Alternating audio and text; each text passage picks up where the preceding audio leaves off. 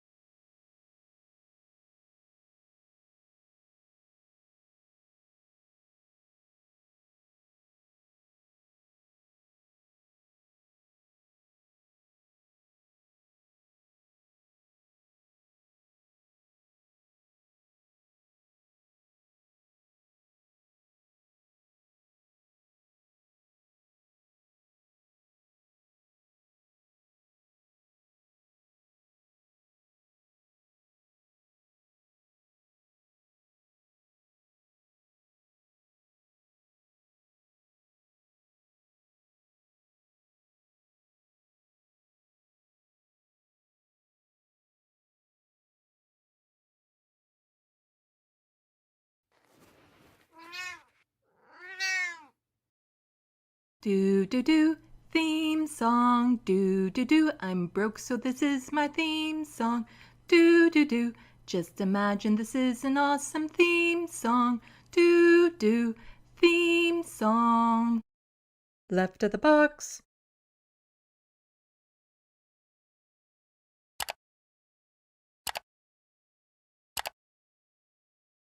Do do do. Hello, just welcome to imagine Left this of the is an Box. awesome Bonjour, theme bienvenue. song. I'm Do Sandy. do, theme song. And I'm seeing a double here. Left of the box.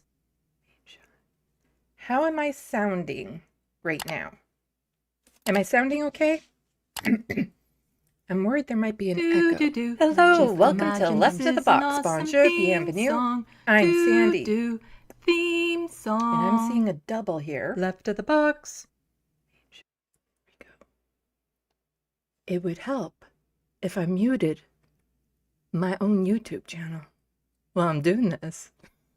And I know a bazillion of you who are watching right now will be like, hey, there's a double going on.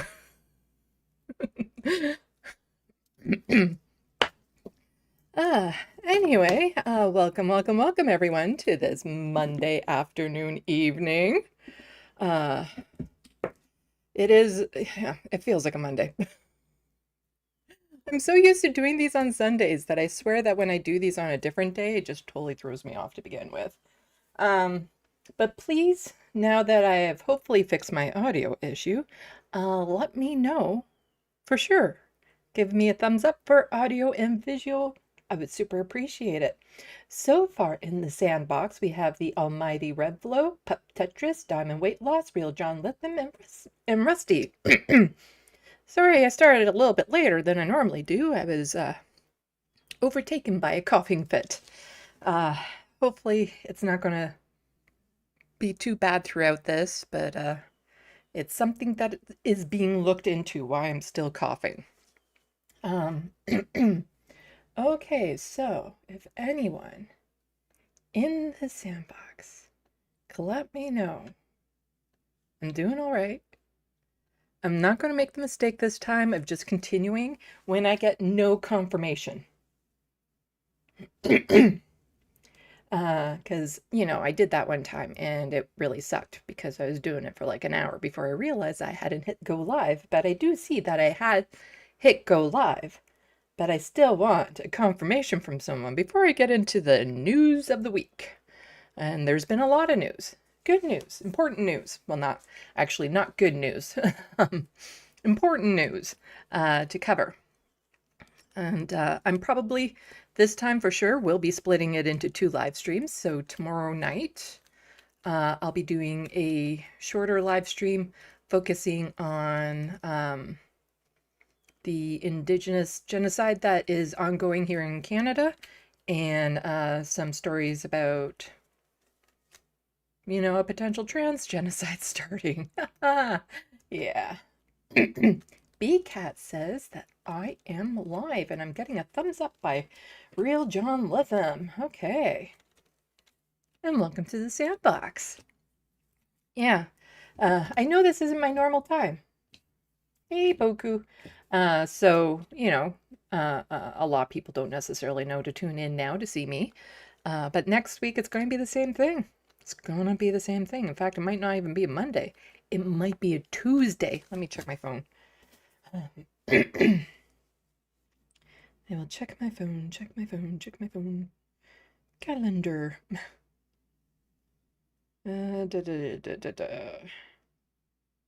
Yes, it might be Tuesday instead of Monday next week. I don't know for sure.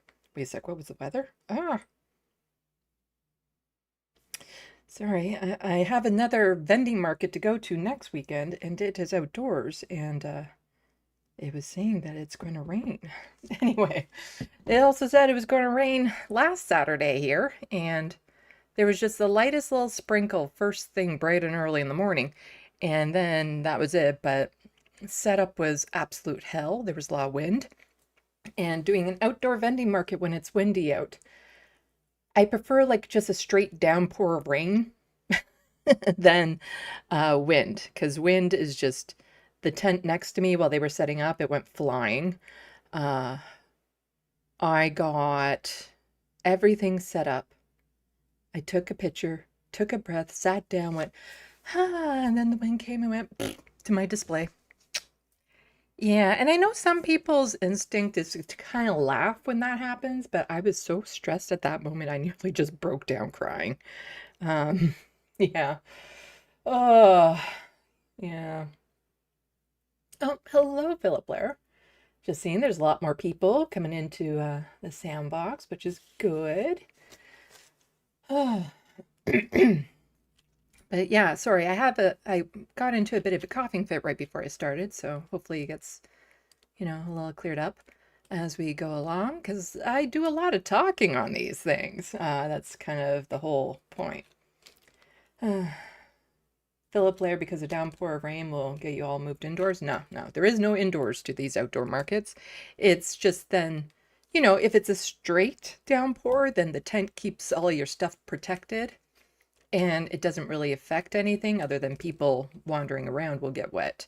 But your product and stuff is fine. But when it's windy, it's constantly knocking over displays and making life miserable for the vendors. And I was feeling it, and I had a really long day because the people who organize the event, they stagger the arrivals, especially if you have a vehicle that you need to drive up on the field to your spot to unload, which I did, and you need to be, on time because they don't want to have 50 vehicles on the field at the same time. So they stagger the arrivals. And when you're filling out the application, they're like, oh, can you suggest the time that you would like? And I suggested the time that I would like. And then it's just a suggestion. They still do their thing. And yeah, so I got the earliest arrival time, 8 a.m. I had to be there by. So 8 a.m., bright and early. The event ended at 8 p.m. The event didn't even start till noon. So I was there a good 4 hours before the event even started. And luckily I had a friend with me the entire time to make things easier and help me set up and tear down and stuff. But yeah, it was a day. It was a day.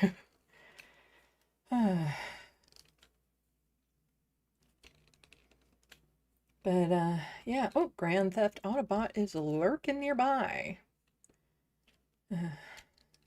And yeah, I did okay at the vending market. I had high hopes for it, and it wasn't my worst fears, but it was nowhere near what I had hoped. It was in the middle, closer to I didn't sell nearly as many of the Canadian flags and inclusive flags that I thought I would. As in, I only sold one of each. And all those little maple leaves that I've been hand painting like crazy for 2 weeks, sold a handful of them. Nobody even wanted them personalized with their name. So I had much higher hopes that those would move, and they didn't. Because in the end of this, I was hoping to have enough money to buy a new pair of shoes, because I'm in dire need of new running shoes for my walking and stuff, because I wear through shoes fast because of how much I do walking, and I need to walk for my mental health and just physical health and everything, and to work on my story and my brain and meditate and just, yeah, mental health. It's more important there. And so I was hoping to get enough for a new pair of shoes, put a decent sized payment on my credit card, and do a shopping trip to Costco. So I ended up with enough to get a new pair of shoes, and I'll be able to put a little bit more on my credit card than I normally would. And that's it. That is it. A lot of the tulips sold, which was nice. So the Pride tulips sold, and I sold 2 of the kitty paintings for $75 each, which was nice. But, I had hoped that it would do a lot better. But in the end, I made enough to cover off the spot that I was in, and then some. So there is that. there is that.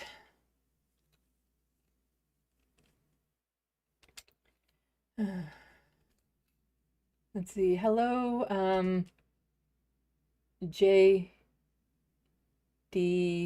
Bluebird. The West will always get screwed over by politicians pandering to the East. Canada needs to be divided because our views don't match. Alberta free is on the way. Yeah, that's not going to happen. It's just Alberta can't separate. The treaties are not with the province of Alberta, they're with the Crown. So just flat out, it's not going to happen. So what that means is we have to learn to work together for everyone's best interests across the country. It's more about learning to cooperate rather than having temper tantrums and wanting to take everything from the SandBox and going home. And that's the reality of the situation. It doesn't matter if there's a referendum and somehow they vote to want to separate. It can't happen. Like, it's flat out, it can't happen. For so many different logistical reasons, it cannot happen. And the majority of Albertans don't want to leave. So it's just, if there's a certain policy that you want, advocate for it. Try to work with your neighbors. And by neighbors, I mean fellow provinces and stuff. But it's more important to learn how to work together than to just stomp our feet and separate. It's the same with most politics. And also, welcome to the SandBox. Let's see. BCat, Sandy, can y'all do Thrown Up in Canada? It's people put money towards a specific item you need. I haven't heard of that, so I don't know. Like, I have the Amazon wish list, so that always helps, but it is what it is, Like, I can't exactly just start a GoFundMe for things and whatnot. And there's other people out there that are in worse off positions than I am. So I'll manage, but any support to my channel is greatly appreciated. So feel free to become members both here and on Patreon. And do super chats and all that sort of fun stuff. Oh, do I even have the super chat thingy up in case I do get a super chat? Let's see. Yes, okay, I do. Yeah.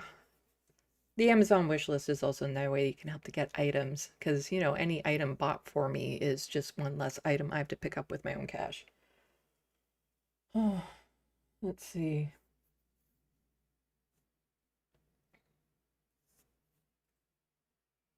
Philip Blair was selling them for a higher price help. I remember a story about an artist in Chicago who didn't start selling a lot until she increased her prices, so charging $500 instead of $30. Well, all of the more expensive paintings sold. Because all of the pride flags that I had, like the more generic pride flags, none of those sold. But I was charging more for the inclusive flag and the Canada flag because they take more time and energy and paint mixing and stuff. And then the pride kitties were $75. So they sold. The tulips also, I charged more for those. So the tulips were $30 as well, and they sold more. But yeah.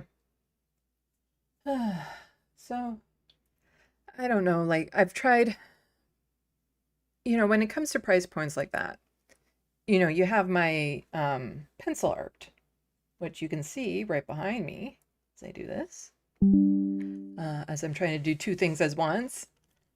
So you can see my pencil art here. And I used to have it, at $500 for a standard portrait. And a standard portrait is a 9x12. You get a progress video with it and all that sort of stuff. Sorry, I'm getting super distracted. There we go. Because now I need to do this.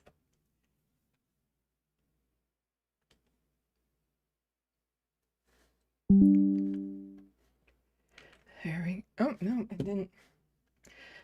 Sometimes my computer is weird. Okay. There we go. I can.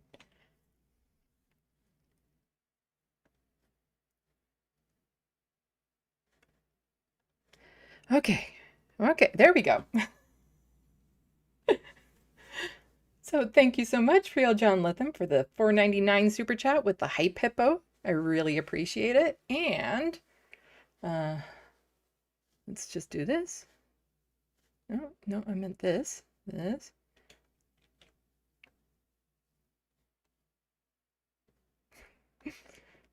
There we go. And Rusty with the $2 super chat. Will $2 help? Every little bit helps. You guys don't want me to get to my news today. There we go. No. Stupid copy paste sometimes does work.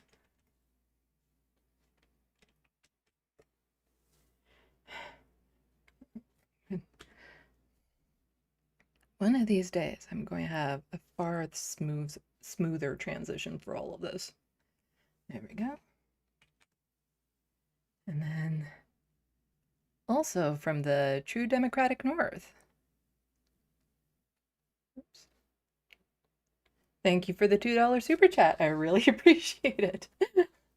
Yeah, every little bit helps, you know, because everything that I don't have to pay for myself is just, you know, a little bit more money that I can put towards something else that I need. But let's see.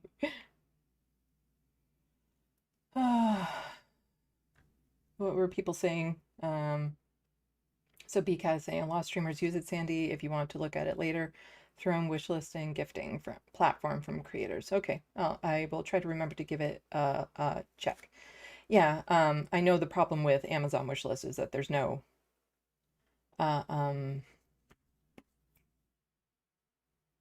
multiple people can't put in money towards one thing.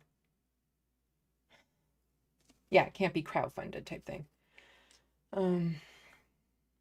But yeah, so my standard portraits I used to sell for 500, but I hadn't gotten a single commission at that price. So I've lowered the price to 400. I'm hoping that that helps, but we'll see. Hello, Atticus Among Us. Let's see.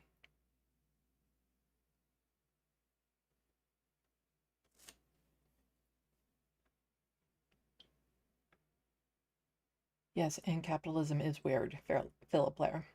Okay, so I think with that, maybe we should probably get into the news. There is a lot to cover, but like I said, I am going to be doing another live stream tomorrow. I meant to do it last week on Wednesday, but I was too stressed about getting ready for the vending market and stuff. So the vending market that I'm going to this upcoming weekend, it's a lot lower key. Like I'm not making anything new for it, and it's more of a fun event, like fun for me because afterwards there's a nice campfire party type thing going on. And so it's like my vacation of the year is just spending one night camping on somebody's private property. I'm not stressed about that one. Let's put it that way. I have no stress about that one. And somebody's coming up with me too to help out with setup and all that sort of stuff. So I think a part of me is just really looking forward to getting back into my other routine of going to the gym, coming back here, working on my TYT essays, and then, you know, doing chores and stuff like I have this desire inside me to get back to that routine because again, that's the next big hurdle that I need to get done are those essays. So then I can start focusing on other things like my book and clipping things for my channel and trying to expand my channels because there's you know, my channel here and Sandy Lovis for the art, which I have almost nothing on, and I have almost no subscribers. Left of the box, did you offer a tip jar at your event, says Rusty. No, I didn't.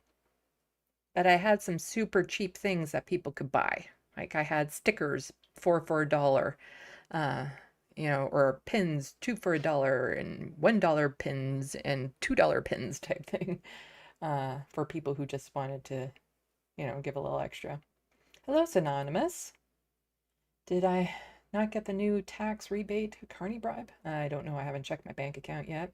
I get anxiety doing that. I have to, obviously, because I'll need to pay my hydro bill and put a payment on my credit card soon.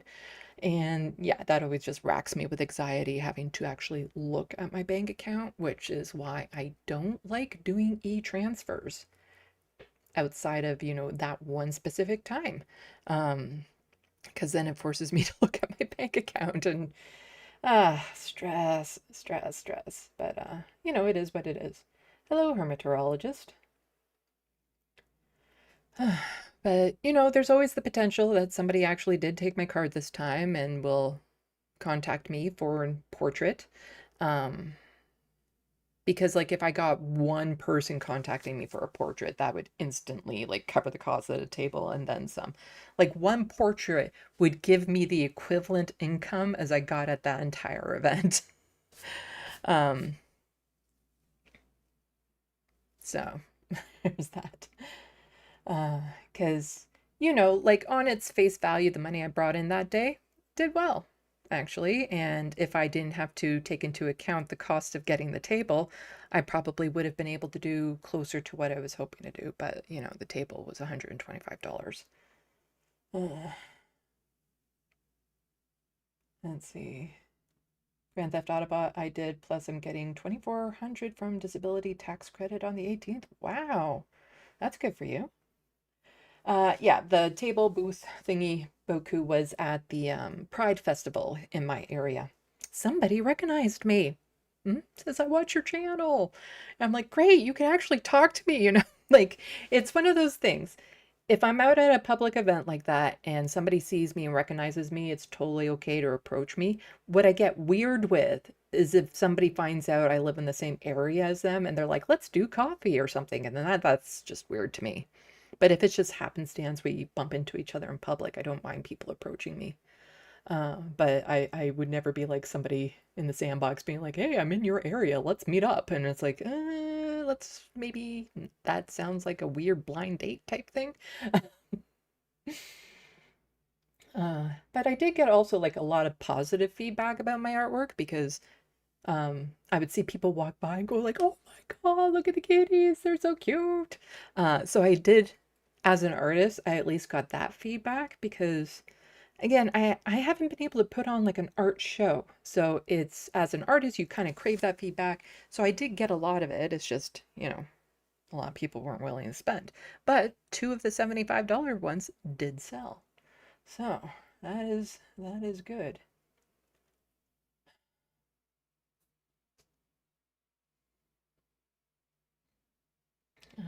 Hello, Big Jerry. Welcome to the SandBox.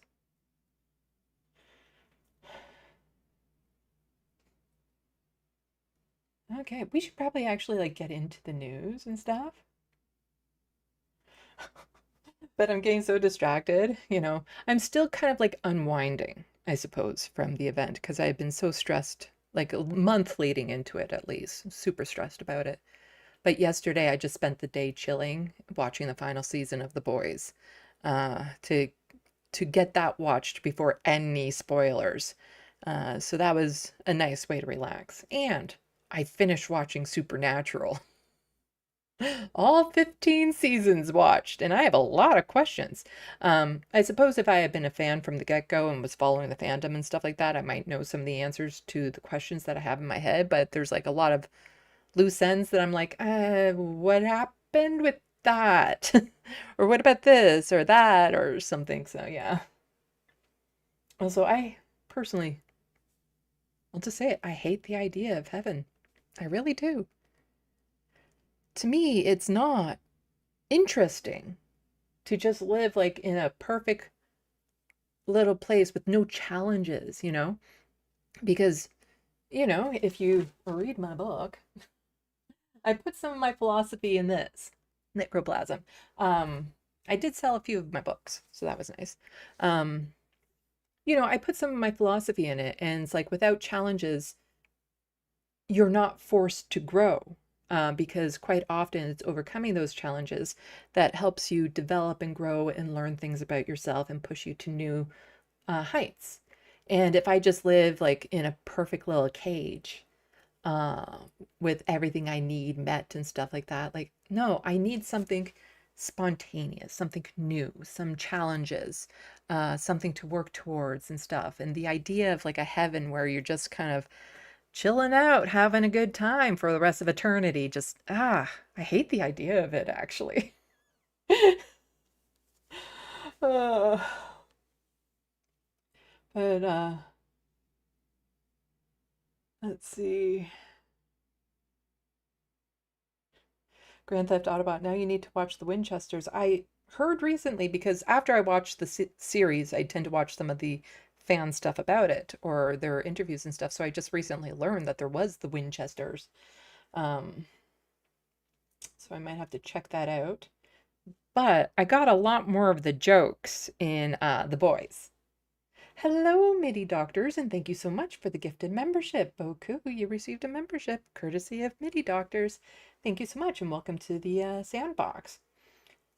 Yeah, I got a lot more of the jokes or the inside jokes in The Boys after watching all of Supernatural. And it didn't clue into me who the president in The Boys was until after I'd finished watching the series, and then I watched it. It's like, oh, okay, yeah, I see. I know who you are.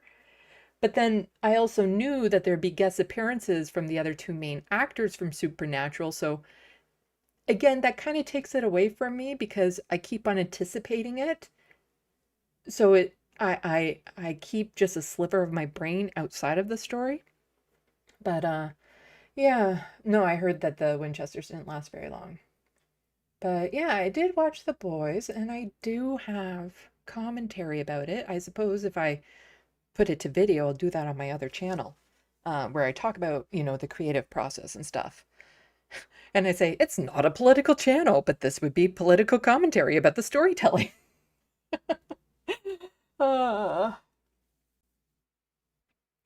Boku says, I said like an hour ago I'd scream if anyone mentions Supernatural again. Oops. Well, I just finished watching it. So yeah, anyway, why don't we actually get into the news? Because I've already been shooting the shit with you guys for like 40 minutes. And there's a lot to go over. Philip Blair, I don't understand the idea of people looking forward to heaven with streets paved with gold. I'm not Scrooge McDuck. I'd rather a beautiful mountain valley or something. I don't know. Oh, well, yeah,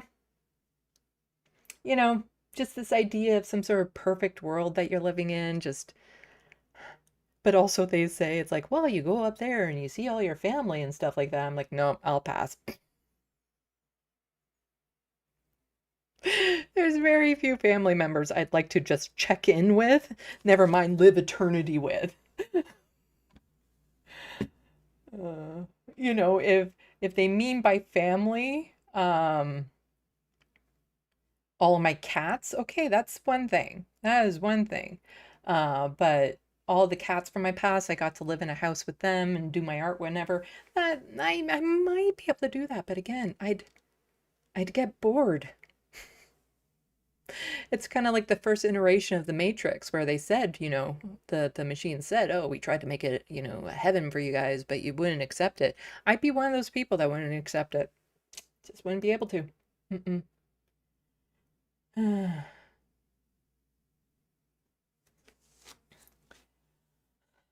Hermetologist always telling me I'd get to see my family. Damn it, you beat me to it, Sandy. Yeah.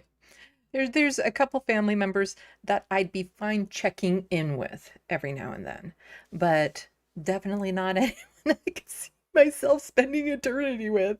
And a lot of them I'd be happy not seeing again. So, Boku, it's hubris that makes people think they can describe what it's like for anyone else. Yeah. But I don't believe in a heaven or a hell.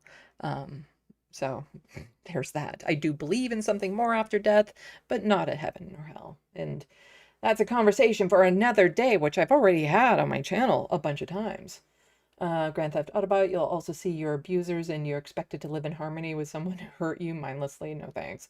Well, I think the logic would be those ones should be going to hell, but a lot of them probably don't think they belong in hell, but uh, and I'd probably end up in hell anyway. I'd have more fun. Why don't we actually like get into this?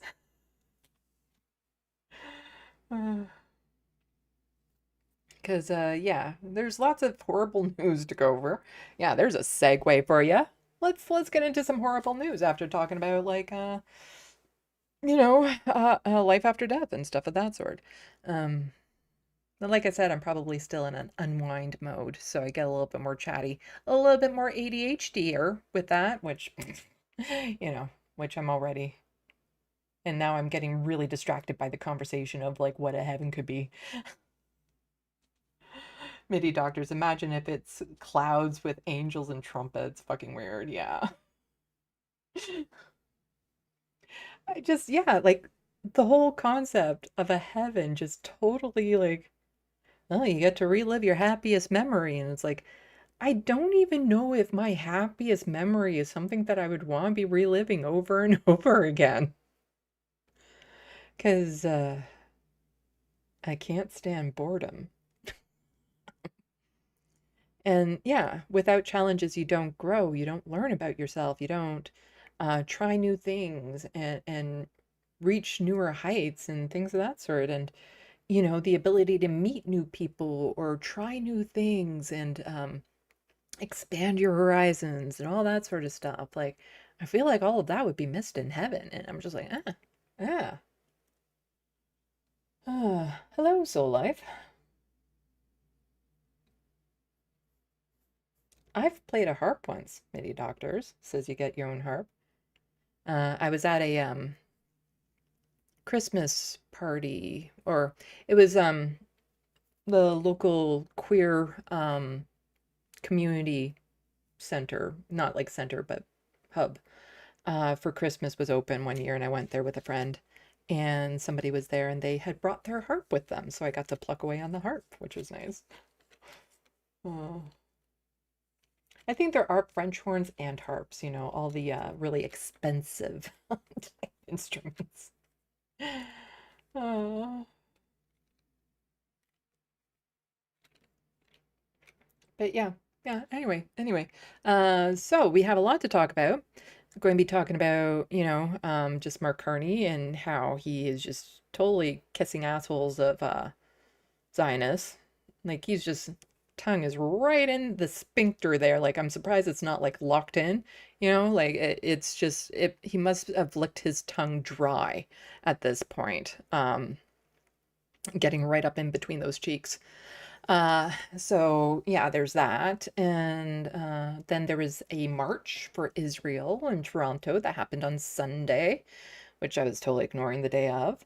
And then there's not that much in the way of just federal news, but it's mainly centered around AI. And again, Mark Carney's love of AI, that would be his heaven, would be an AI generated heaven. For everyone else and not for him. So there's that. And the provincial docket is actually rather small because that's quiet right now. And then tomorrow I'll be talking about the ongoing genocide against Indigenous peoples here and the the likelihood of a trans genocide happening in the UK, US. Eventually, if it happens there, it'll come up here too. So really dark topics for tomorrow. Not that today's topics are particularly light, but you know how it goes. That's just kind of how it goes. Ah.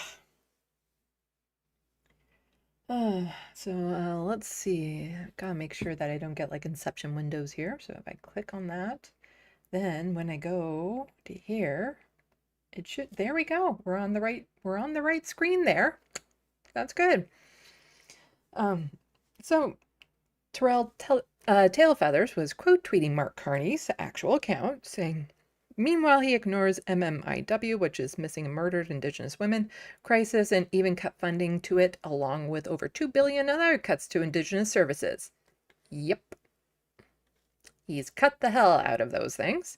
He's also ignoring a poison drug crisis disproportionately affecting Indigenous people, rampant Indigenous hate, and still fights our children in court. So that's children seeking health care, compensation, things of that sort, as well as residential school survivors. They keep on fighting them in courts because they would rather spend far more money fighting them than actually paying out, because they don't want to set that precedent of actual reconciliation. Because, once real reconciliation starts, where would it end?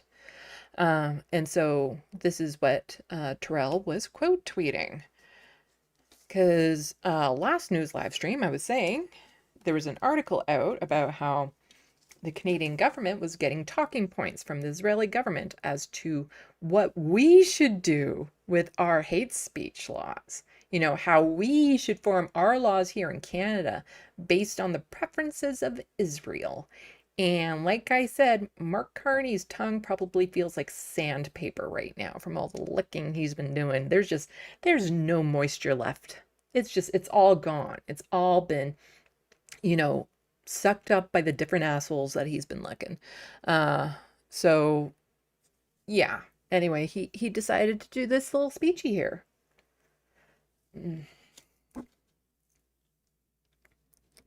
So in his tweet, he says, to combat anti-Semitism, we must first admit that Canada's civic compact is failing Jewish Canadians.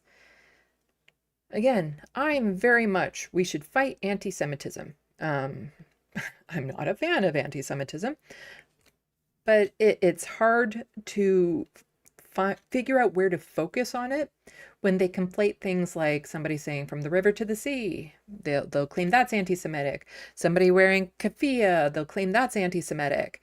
Someone calling out the state of Israel, they'll call that anti-Semitic. And so then it's really hard to focus on where the actual anti-Semitic issues are, and they are there. What Israel is doing is in fact making it much, much worse. And, I've been on different social medias. I got Blue Sky and Twitter and UpScrolled, and it's kind of like, yeah. So on Twitter, I'll see a whole bunch of Islamophobia, but then I scooch over to UpScrolled and I see a lot of anti-Semitism there. So all of that sort of thing is bad. And the thing that kind of gets me with this, we'll listen to his speech in just a moment about this, is I don't recall seeing this for, we must fight Islamophobia. We must fight transphobia, queerphobia. We must fight for other marginalized groups. How about people with disabilities? We must fight for that and make sure that everyone feels safe in Canada, because it's really hard for people with disabilities to feel safe in Canada when it's easier to access MAID than it is to get the supports we need. Really hard to feel safe that way. So, I'm not against saying we need to fight the specific hate, but how about broaden the horizons? And not only is he not including other groups, he's actually, as Terrell was saying, cutting back funding to fight the what's the word? The harm being done to Indigenous peoples. That's not the word that I was going for, but it gets the meaning across.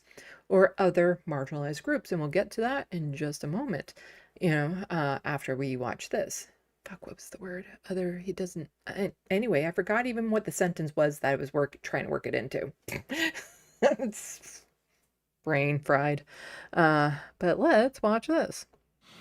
Across our country, anti-Semitism has surged to levels not seen in the post-war period. Again, I'm going to speed this up to 1.5 speed because I get impatient. And Again, it's hard to measure how much anti-Semitism has increased when they keep on conflating, criticism of the Israeli state with anti-Semitism. Then, yes, I know I live in the real world. I know there has been a rise in anti-Semitism, but what that number is, we don't know. I also know that there's been a severe rise in transphobia and queer phobia. He never talks about that. He never talks about the rise in Islamophobia. Not to mention, a year or two ago, not too far from where I live, a Muslim family was killed by somebody driving into them. There was the shooting at the mosque in Quebec. Like, these are more than just threats being put onto Muslims in this country. There are actually people being murdered. So it'd be nice if Mark Carney or any politician that's in the Liberal Party would acknowledge that and say, why don't we put together a committee on that, how to combat Islamophobia? Last year, over 2/3 of all religion-motivated hate crimes were directed at Jewish Canadians, who make up only 1% of the population. Try telling that to Jamel Javani, who is adamant that it's white evangelicals that are getting the most hate. Yeah, it's not Jewish people. It's white evangelicals that are the most hated on group and most repressed group in Canada, according to Jamel Javani. I'm afraid this room knows what I'm about to say all too well. You've lived it. But I want everyone to hear it. Anti-Semites in Canada have fired bullets at Jewish schools. They have thrown firebombs at synagogues. They've attacked community centers. They've targeted Jewish-owned businesses, harassed Jewish patients. Again, some of those targeted Jewish-owned businesses, you're talking things like the Indigo story that happened not too long ago, where people put spray paint and stuff on an Indigo store that was owned by somebody who was giving money to Israeli soldiers to help them. So this Indigo wasn't attacked because the owners were Jewish. It was spray painted and graffitied because they were supporting genocide. There's a big difference. Again, that's not, to me, anti-Semitic. To go after, to put spray paint, something that can be cleaned, on the windows. Again, I'm not suggesting anyone do this. Just want to, make it clear. I do not support vandalism. But they were protesting a genocide. Not the owners for being Jewish. They were protesting the genocide that the owners were supporting. At hospitals, drove Jewish students from common spaces on our university campuses. They have desecrated our Holocaust memorials. Again, the university campuses things, again, it was just groups of students protesting the genocide. And there were no incidences that I can recall that Jewish students were actually threatened. There were those who felt threatened just because, but there were no actual acts, whereas some of the students that were protesting the genocide were attacked by Zionists. Since being elected a little over a year ago, our government has been acting, first and foremost, on the most fundamental responsibility of government, protecting our citizens. We've introduced 6 new pieces of legislation to bolster public safety and to combat anti-Semitism specifically, as well as other forms of hatred. Yeah, those 6 legislations about anti-Semitism specifically. And oh yeah, then there's some other ones thrown in there. Yeah, like what? Why don't you name them? Other forms of hatred. Why don't you name them? Oh, is it because it's like targeting people who are doing the hate crimes against the evangelical churches? Why don't you name them then? But again, I've never seen any sort of legislation go through to combat Islamophobia. Or again, queerphobia. In fact, he's fine with a province basically outlawing, making it so that trans children can't receive the care that they need. He's fine with that. He hasn't questioned Danielle Smith about that at all. The pain the threats, the fears can appear relentless. The horror and shame are global. Our actions must be local. And they start. They start with clearly admitting that Canada's civic compact is failing Jewish Canadians. And they extend to all Canadians, recognizing that if that covenant fails one of our communities, it fails us all. Yeah, so, then support a genocide is what he's saying. Again, there's like, we are so far beyond the point of arguing what it is. Fuck it, I'm going to go back to the main show. Like, as I was looking over this docket today, getting ready, and I'm just like, we are so far beyond the debate as to if this is a genocide. We are so far beyond, any question what the Zionist agenda is. And I am just, like, there's just something I'm feeling like deep down inside that I don't even know how to express of how we've gotten to this point where the world is watching a nation just genocide millions of people. And they are supporting it. They are cheerleading it. They are covering for it, sending weapons to help, pushing back against anyone who is calling it out. Like how anyone, if there is anyone who is still a Zionist, who is still trying to justify what Israel is doing, then they are supporting the genocide. There's no question about it. They know what's happening. They're supporting the genocide. They're happy it's happening. They want it to happen. Any Zionist right now that is still supportive of Israel wants this genocide to happen. There's no way around that at this point. So fucking frustrating. But as I was saying, what about the other marginalized groups in Canada? How about this? From CTV News, Black advocates call out Carney government for excluding them from Diversity Council. And this is from June 4th of this year. Advocates for Black Canadians say the Carney government is reinforcing the barriers they face by launching an inclusivity council. Oh, see? This is maybe one of those things that Mark Carney was talking about, helping other groups, because they're launching an inclusivity council. That sounds good, but what's the second part of that sentence? That does not include any Black people.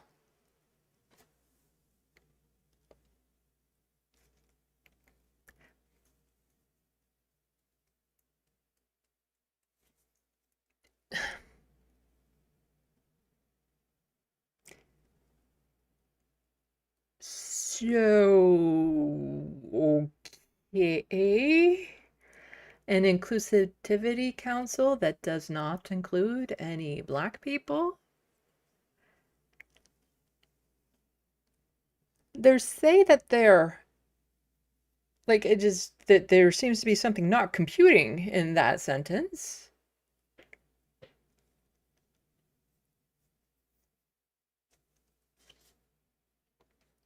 They say the decision raises questions about the Prime Minister's approach to tackling discrimination. Yeah, you think? We're tired of being an afterthought, tired of having to raise our voices to be heard and seen fully, said MP Jean Augustine, the first Black woman elected to the House of Commons. And the fact that in this generation we can still say that there are people, like Black people, who are the first to be elected into these positions, again, it wasn't that long ago that, you think back in the States with the Jim Crow era and all that sort of stuff. It's never gone away. It's never been, fully addressed or acknowledged. And it's still very much ingrained in our society. So she spoke virtually at a news conference held Thursday on Parliament Hill, where groups decried the exclusion of any Black people when Prime Minister Mark Carney launched a new advisory council on rights, equality, and inclusion. Carney first announced the council in February and had framed it as tackling hate against Muslim, Jews, and Indigenous peoples, with no mention of anti-Black racism. The work cannot and should not be done without inclusion of Black and African Canadians as part of this advisory council, Augustine said. Amnesty International's representative for English-speaking Canada says the decision was a major oversight and a sign of how fighting racism is a lower priority for Prime Minister Mark Carney than it was for his predecessor, Justin Trudeau. This is not a minor oversight. It undermines the council's very credibility from the outset and reproduces the very inequalities that is meant to address, said Ketty. I do not know how to say their last name. In the previous government, there was some attempts that were made. Some things were visible. They were far from being enough because the issue is so deeply entrenched. But we're not really seeing these priorities now. When asked whether the council intentionally excluded a Black person, the spokesperson for Canadian Identity and Cultural Minister Mark Miller wrote that the council is still being formed and its mandate spans multiple forms of discrimination. This includes addressing the distinct and persistent challenges posed by anti-Black racism in our communities and institutions, wrote Hermione Laundrie. The council's membership is not yet complete, and remaining members will be announced in the coming weeks as the council evolves to respond to emerging challenges. Its membership may also evolve over time. Laundrie also noted various investments under the former Trudeau government that support the Black community. Of course, here are the crumbs we already sent out. Be happy with your crumbs. Nicholas Marcus Thompson, of co-chair of National Employment Equity Council, said the council should report directly to Parliament instead of federal minister and should have more autonomy. At some point, omission becomes difficult to distinguish from indifference, Thompson said. I haven't heard the word equality or equity being used by the government since it came into power. We do see some challenges compared to the previous Liberal government. Advocates also say the government neglected to cite anti-Black racism in launching the council, which replaces two special envoys that had been tasked with combating Islamophobia and anti-Semitism. Yep.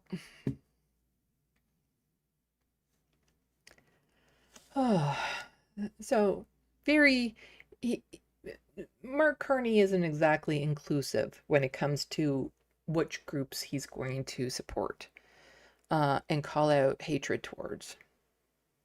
Seems more than happy to support Zionists, but everyone else, not so much. So here Jake is quote tweeting another little video snippet from Mark Carney saying the liberal perspective is that Palestinians need to ignore when Israelis come here after butchering their children in the IDF. Quote tweeting this tweet from Riley saying Carney tells immigrants to leave behind the feuds of their homelands. We don't welcome the world's hatreds. I don't need to read the quote. He says it in here. I believe Doug Ford said something similar to that. I couldn't find the exact quote. Found some other ones he made about immigrants, but not the one where he was like, you need to leave certain traditions back in the countries you came from. I'm pretty sure Doug Ford has done something along those lines. But here we go. That pact for immigration to Canada is clear. We welcome the peoples of the world in all their diversity and all that splendor. We don't welcome the world's hatreds. When you come to Canada, you bring your faith. But he welcomes Zionists just fine. IDF soldiers just fine. Those people are welcome.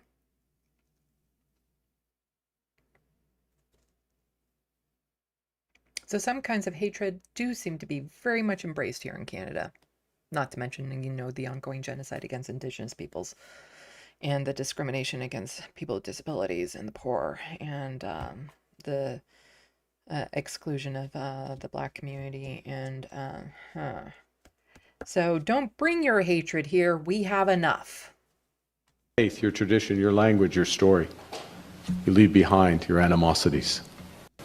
That pact. Yeah, no need to bring all of your animosities and hatred here. We have plenty already. So, one of the, I do like how Samira refers to him as Canada's village idiot, talked about this douche canoe before. I always gotta make sure I get his name right, because there's another, Jeremy Apple is good. This is, I think, Jesse Brown. I get their names confused. And he was the owner of Canada Land, a magazine that used to be respected until it turns out that he's a complete fucking lunatic Zionist. Even went on a panel not too long ago in Toronto with Ben Shapiro after, yelling at Ben Shapiro over something, but seemed more than happy to embrace it now. Yeah, this guy's Jesse Brown. Jeremy Apple's the good guy. Jesse Brown is the bad guy. I can get names mixed up, so I'm wary sometimes. But he's doing a media tour now, like most right-wingers are, and he's latching on to the Zionist talking points and embracing them, spreading them, cozying up with other prominent Zionists to spread the hateful message. But again, we just heard from Mark Carney saying we must fight anti-Semitism. But this guy can go on CNN and say what he says here, and there is no pushback from politicians on this. There is no like, hey, maybe you shouldn't have said that. We're not a country that embraces that rhetoric. No, bad. Finger wag. Like, you didn't even get a finger wag. Normally, Anita Anand and Mark Carney will sometimes do a finger wag, but not even a finger wag here. And there's nothing subtle about this. Like, nothing. It was just full-on hatred towards Muslims in this little video clip here. But you touched on something that I think I would love for you to expand on. This idea that, you sort of feel it's particularly acute in Canada, especially. Talk to us about the dynamics at play that make Canada ripe for something like this. And they're talking about the rise in anti-Semitism here, or basically a lot of anti-Zionist rhetoric. Thank you for that question. I think it's surprising to a lot of people because Canada is associated with politeness and kindness, and these are the values that I think every Canadian values. I ain't fucking polite. Holds very dear, is that we're a pluralistic, multicultural society where people generally have lived harmoniously together. Pluralistic, multicultural society where we've lived in harmony. Got it. So it is surprising to see that Canada become one of the worst countries in the world when it comes to this post-October 7th spike in anti-Jewish hate. There are many factors. I think that you can't ignore the fact that we have tripled our Muslim population in just about 20 years. By and large, Muslims have lived in Canada just as Jews harmoniously and without incident up until this post-October 7th era. Like, Muslims were okay, but ever since they started pushing back against the genocide, suddenly there's just too many of them. They've tripled their numbers. Like, come on. Too many Muslims in Canada now. Especially after October 7th, when they were like, hey, stop killing us. Oh, can't have that now. That doesn't bring us harmony as Zionists. We don't like hearing that sort of pushback. Like, why? Why did it increase after October 7th? Was it just because people randomly decided to hate Jewish people, which he likes to just bring into that umbrella? Or was it because, people started speaking out against what the state of Israel was doing? The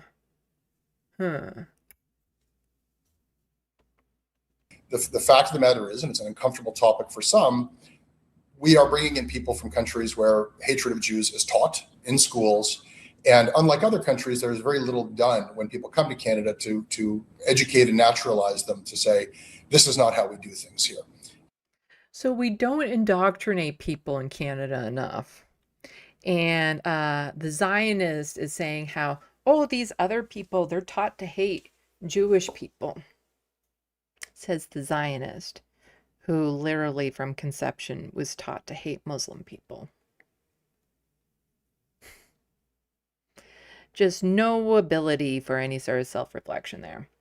And as far as I know, I haven't heard widespread reports of, Muslims being indoctrinated into hating Jews. It's more, they are living through being constantly bombarded, targeted, attacked, murdered, starved, put into an open-air prison, restricted access, not having equal rights, being kidnapped, being detained, being held hostage, being abused. They're going off of lived experience, and it's the Jewish state that they have. Like, I wouldn't be surprised if there are a fair number of them who hate Jewish people for what has happened to them. But on the broad scale, it's what the state of Israel is doing that they hate. I'd say that's earned. The state of Israel, what the state of Israel has done. But yeah. So the Zionist who has been taught since, conception that Muslims are bad. There's some good ones, but now there's just too many here in Canada and you can't screen out all the bad ones, apparently. Yeah, just absolute full of shit, racist piece of shit. A full of shit piece of shit? Sure, it's a turduncan of shit is what he is. So then that would be like the liquid shit inside of, the pasty shit inside of like the really hard constipated shit. Sorry.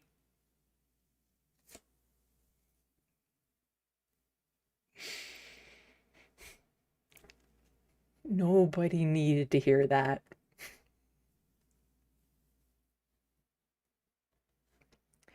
But yeah, photo op for Mark Carney. Alex says, in the middle of a live stream genocide, the Canadian Prime Minister is making speeches in front of Israeli flag, telling us that the real victims are those whose feelings are hurt by criticism of the offending state. This picture was taken yesterday, which would have been June 1st. Yes. More than happy to stand in front of that flag, but will he ever stand in front of a Palestinian flag and say, hey, this genocide needs to stop?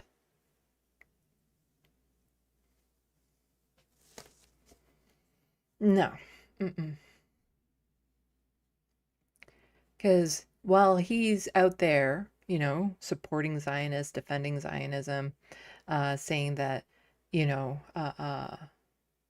it's the Jewish people, the anti-Semitism, that's the worst it's ever been, and Zionists are under attack for their views of, wanting to commit genocide. This is what's happening. So Alec Kosh here had tweeted out this video saying a Canadian Samud flotilla participant explains that on April 29th through 30th, Israeli forces fired a shot between two crew members, held and searched them at gunpoint, then destroyed the boat's engine and communication system before setting them on a course towards a storm. And a quote here saying, please let me be clear, the intentions of the Israeli military was to kill us and the crews of two other boats. Mark Carney, Anita and none, pretty much any Liberal MP has not come out forcefully decrying what happened to the Canadian participants in the flotilla. Nothing. There were some kind of milquetoast comments, but there was no teeth in those comments. There was no actions behind it. It was a finger wag. That's all it was. But the Canadians' lives were literally put in jeopardy. This was attempted murder. Nothing. He'll stand in front of the Israeli flag and say how much, the Zionists need to be protected here in Canada, but nothing for the people whose lives were actually put in danger. And they left us with nothing but a destroyed cabin, a flashlight, and a paper map. Please let me be clear. The intentions of the Israeli military was to kill us and the crews of 2 other boats sailing alongside us passively by kneecapping our vessels and setting us on a path to certain death. And they left us with nothing but a destroyed cabin, a flashlight, and a paper map. Please let me be clear. The intentions of the Israeli military was to kill us and the crews of 2 other boats sailing alongside us passively by kneecapping our vessels and setting us on a path to certain death. In international waters. This happened in international waters. The Israeli government came in like a bunch of old pirates and kidnapped civilians, detained them, abused them, tortured them, sexually assaulted them, threatened them, put them through hell. And they did that to people they knew they'd be releasing. The people who watch this channel, me, our minds can't conceive of all the horrors that are being inflicted onto the Palestinians from the IDF. Because before the story came out about what they were training their dogs to do, my mind would have never come to that on its own.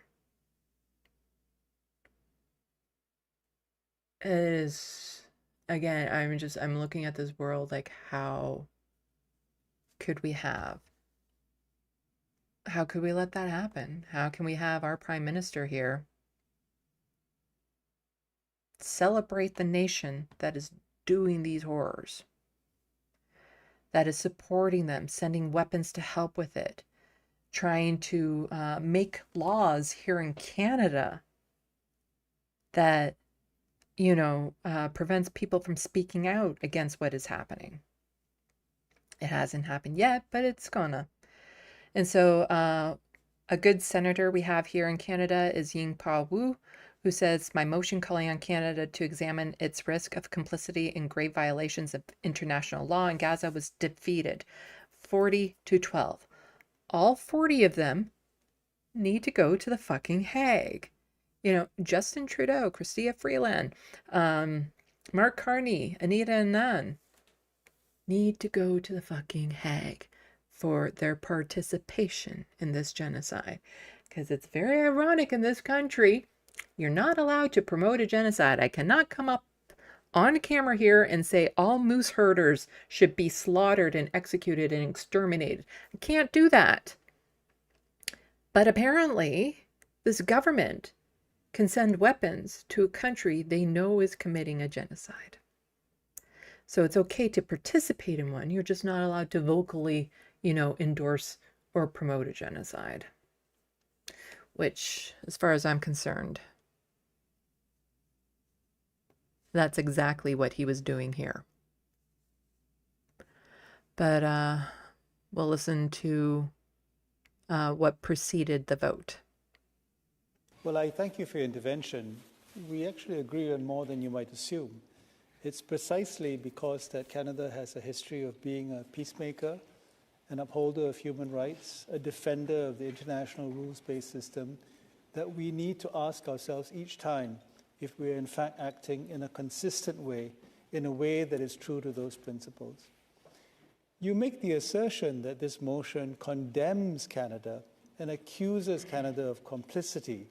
I ask you to point to me and to all honourable senators which part of the motion says that. Senator Wu, your motion is... Well, it might not be in the motion, but I kind of do accuse Canada of being complicit in this genocide. Is as clear as can be. On a number of occasions, even in this chamber during question period, you've used those very terms in questioning the government leader. So there is nothing about Canada's complacency and compliance in dealing and supporting this genocide. These are words you've used right here on the floor of the Senate on a number of occasions. So Senator Wu, as I've said clearly, And Senator Wu was right about it. He has spoken out against the genocide and Canada's complicity with it. And every time he has done it, he is right about it. He is on the right side of this issue. Those 40 people who voted against it, the 40 senators, well, we don't get to vote them in or out, but they should not be comfortable in polite company anymore. If they go out to a restaurant and stuff, they need to be called out for supporting a genocide. I've taken a clear, transparent position of why I don't support the motion, but you've been waiting now for a number of months to call question, and I think you have, on a number of occasions, had the opportunity to give a more lengthy debate than I have on this issue. So why don't we allow our colleagues to take a decision on this motion, and may the chips fall where they may. I don't have a problem calling question if you don't. I'm glad you're willing to have the question called. You haven't, of course, answered my question, pointing to where the motion declares that Canada is complicit. In fact, I invite all colleagues now to take a look at the motion, which asks the Canadian government to examine the risk of complicity in the light of international findings that there have been serious violations of international humanitarian law. Now, these are international findings, not my findings. The findings of the UN, the findings of the International Court of Justice, the findings of the International Criminal Court. So let me ask you again, Senator Housakos, can you point to the place in the motion where you accuse me of condemning Canada for being complicit? Senator Wu, I will encourage colleagues to take the time, because we will give adequate time to colleagues. We're not going to do a vote now or in 15 minutes. We'll give colleagues 30 minutes to read the entirety of your motion. It's in black and white, and they will come to their own judgment. So But still doesn't answer the question. And the sad thing is that, you know, somebody like Senator Wu here probably does not sleep well at night. You know, is probably haunted by what this country is complicit with the images coming out of Gaza. You know, the stress probably will keep him up at night. Meanwhile, this douche canoe sleeps like a baby. Totally fine in participating in this genocide.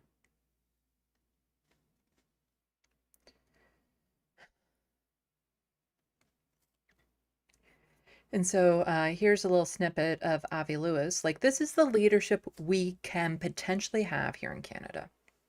Is Avi Lewis, a leader of the NDP now. And this is a clip. The full interview is on Zeteo now on YouTube, so you can go watch it. But this is a clip from it. I don't need to read this because he'll say it in this clip.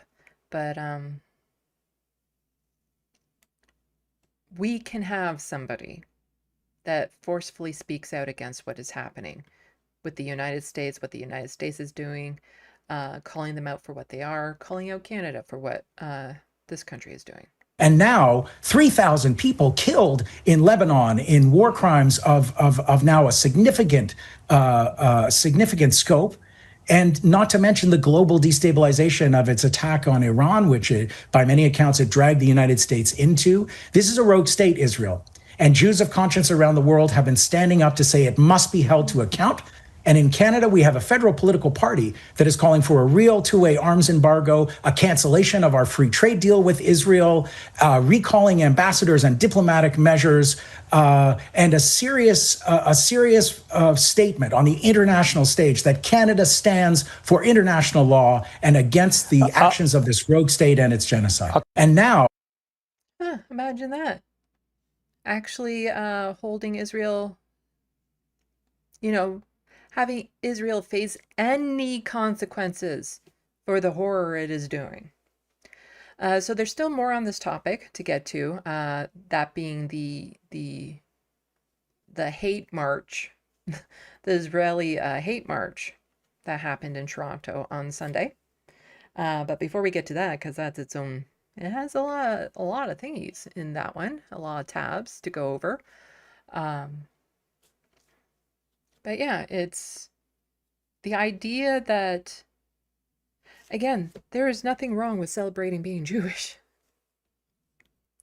That should be embraced. But the people in this march weren't doing that. They were celebrating the state of Israel and how you can celebrate a state that is actively committing a genocide right now. All the people there, and I do mean, well, maybe not the children, about 60,000 people marched in it. All the adults, anyway, in that, are glad the genocide is happening. That they can go into that march at this point, after everything that has come out, because they're marching in support of the government of Israel. This isn't about just embracing being Jewish. This is about embracing what the government of Israel is doing. So we'll get to that in just a moment, but first, go and catch up on what's happening in the sandbox. See, I switched it up a bit there. Looney Tunes probably isn't even here to hear how I switched it up. And I totally just forgot how I even switched it up for next time. Let's see.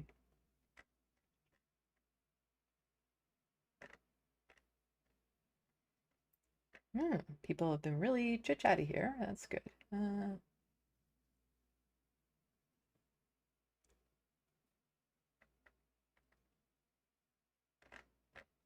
Okay, talking about supernatural Winchesters. Sorry, gotta rub that into somebody.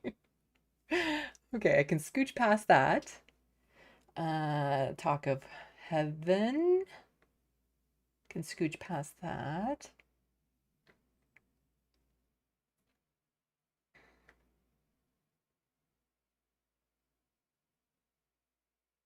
Oh, I'm gonna take this out of my ear hole for now. It bugs me.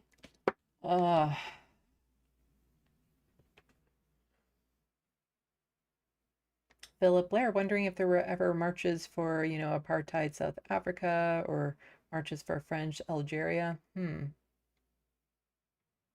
Yeah.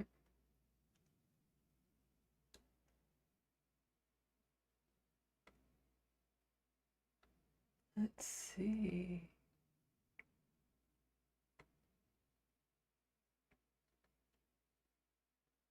The Wild West, welcome to the sandbox, saying that they are 14% Jewish.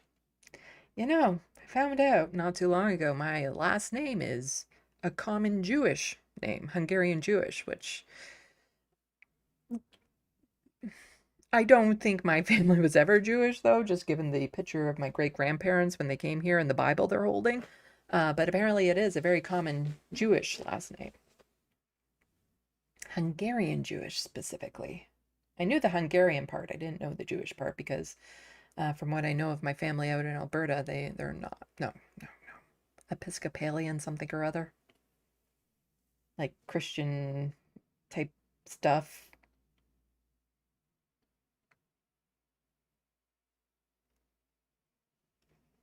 Let's see. Hello, Withrow. Withrow 8267, which are probably random numbers, but at the end of your name. Yeah, it seems this Carney guy doesn't really care about bigotry. Carney is just promoting Israel. And welcome to the sandbox. Not sure I've seen you before. Let's see. Atticus Among Us, welcome to the sandbox. He's a money guy. What should we expect? Synonymous, welcome to the sandbox. Withrow, it's a huge problem when Zionists conflate Israel and Judaism. Yeah, I ran into that on the weekend too at the Pride event because there was a booth there that very heavy on the like Star of David symbols and stuff like that, and it's very sad at this point now that when people see the Star of David, they associate it with the State of Israel because the State of Israel put their religious symbol right on their fucking flag.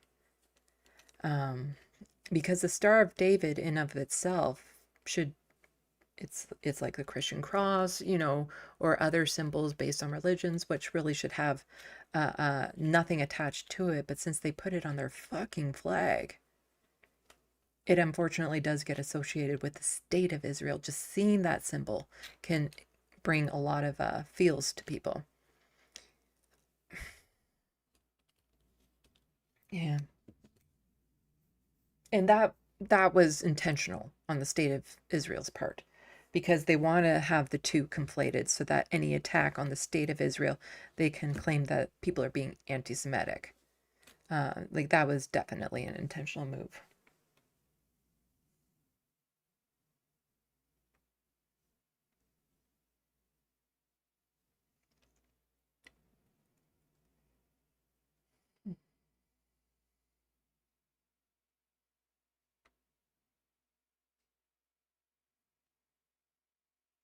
Let's see.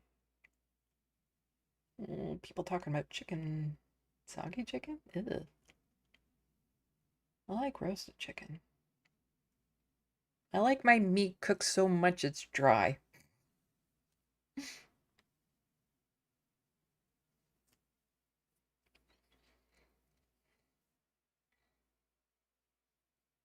Philip Blair, anyone who wants to know what they would have done during World War II Holocaust, they are doing it now. I do understand what you're saying, but I also think there are differences because, there was a lot of propaganda and stuff going out back then. But a lot of it was hidden from the public. Like it's different now in that with the social media and the images, like it's the first live stream genocide. And what they're having to do to combat and make people not believe what their own eyes and ears are witnessing. And the fact that they're doing it, it is different. But considering how they're doing it now makes me understand a bit more how they were able to pull it off back in an age without this social media. It would have been a lot easier to have people complicit in it, to make people believe it wasn't happening. But there are, I get what you're saying, but there are differences, I feel like.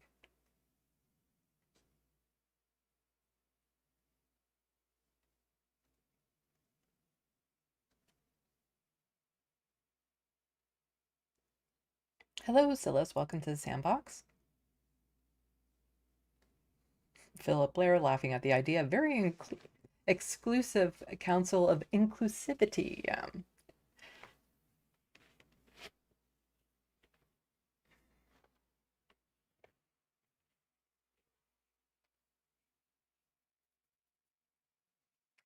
Synonymous saying all but one of the churches burned were Catholic, and the fact that almost 100 churches were deliberately burnt down isn't okay just because you don't like them, and other groups are also targeted. I do not endorse arson, and I don't think the churches should have been burnt down. I do think it's nuanced. Some were burnt down for, reasons other than kind of like retribution or revenge. Like some were done for insurance reasons. Some were natural, like lightning strikes. Some were done as a way of, expressing their outrage at finding out about all the mass graves of children. But I don't support burning down any church. And those particular cases should be taken seriously.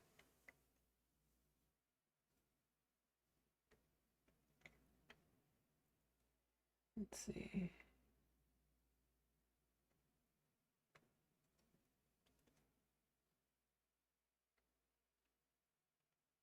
I have never been to a Chick-fil-A, but I have seen them. I haven't gone to many places that do chicken. Because a while back when I used to have a real income and stuff, I went on a no factory farmed or processed meat diet. So my chicken was very limited and stuff, especially when I went out. And I do have a harder time stomaching it now, like with whatever they put in it. But I find I don't go out to, well, fast food for me is usually pizza slices.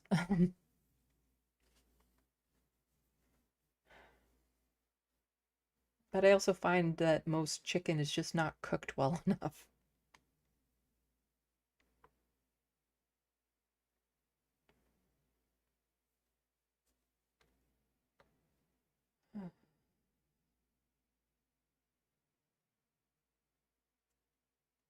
Let's see.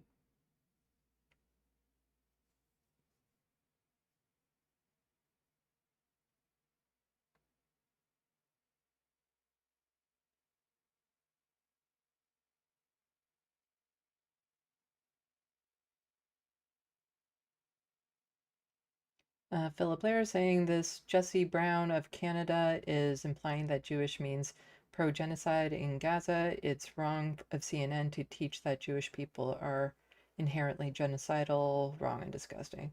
Giving Jesse Brown a platform is just wrong at this point. Hello, Tom Trask. Welcome to the SandBox.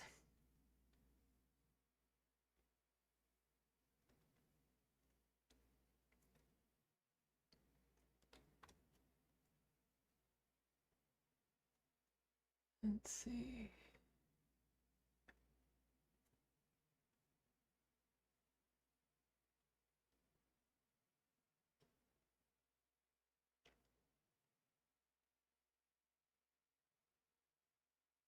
Whitrow, it's good to learn about the experiences of the flotilla heroes.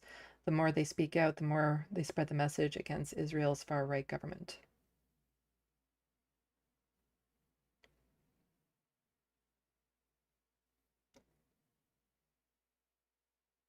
Philip Blair, I think he's trying to inspire anti-Jewish bigotry. I hope people don't fall for this disgusting provocation. I hope not.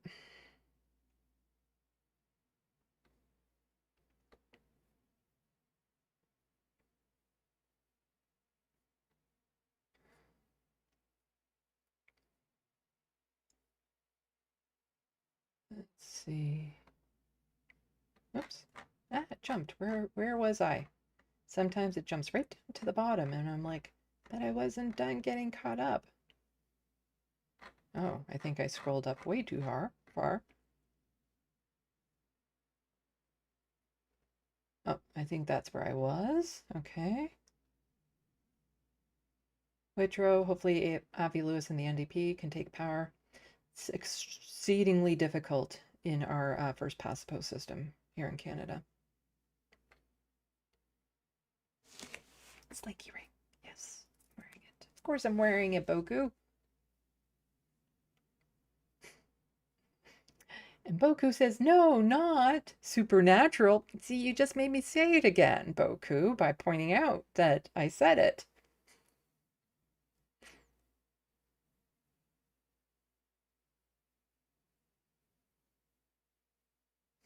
The Wild West likes Castiel. Boku Jansen Eccles is handsomer than his man.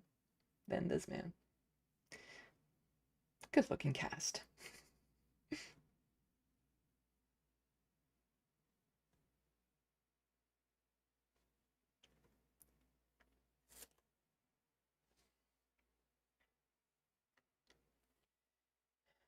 I don't know the name of the actor off the top of my head, B-Cat, who played Sam, but if I heard it, I'd be like, oh, that's the guy.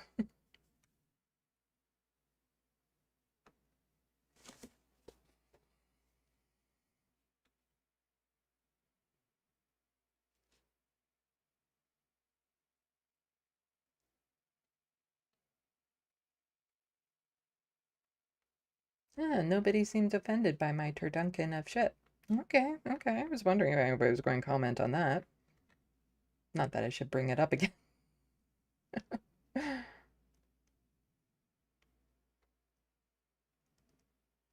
Rusty, how about some channel emojis? I don't even know how to make them. Maybe, if I could figure out how to make them, I would do them.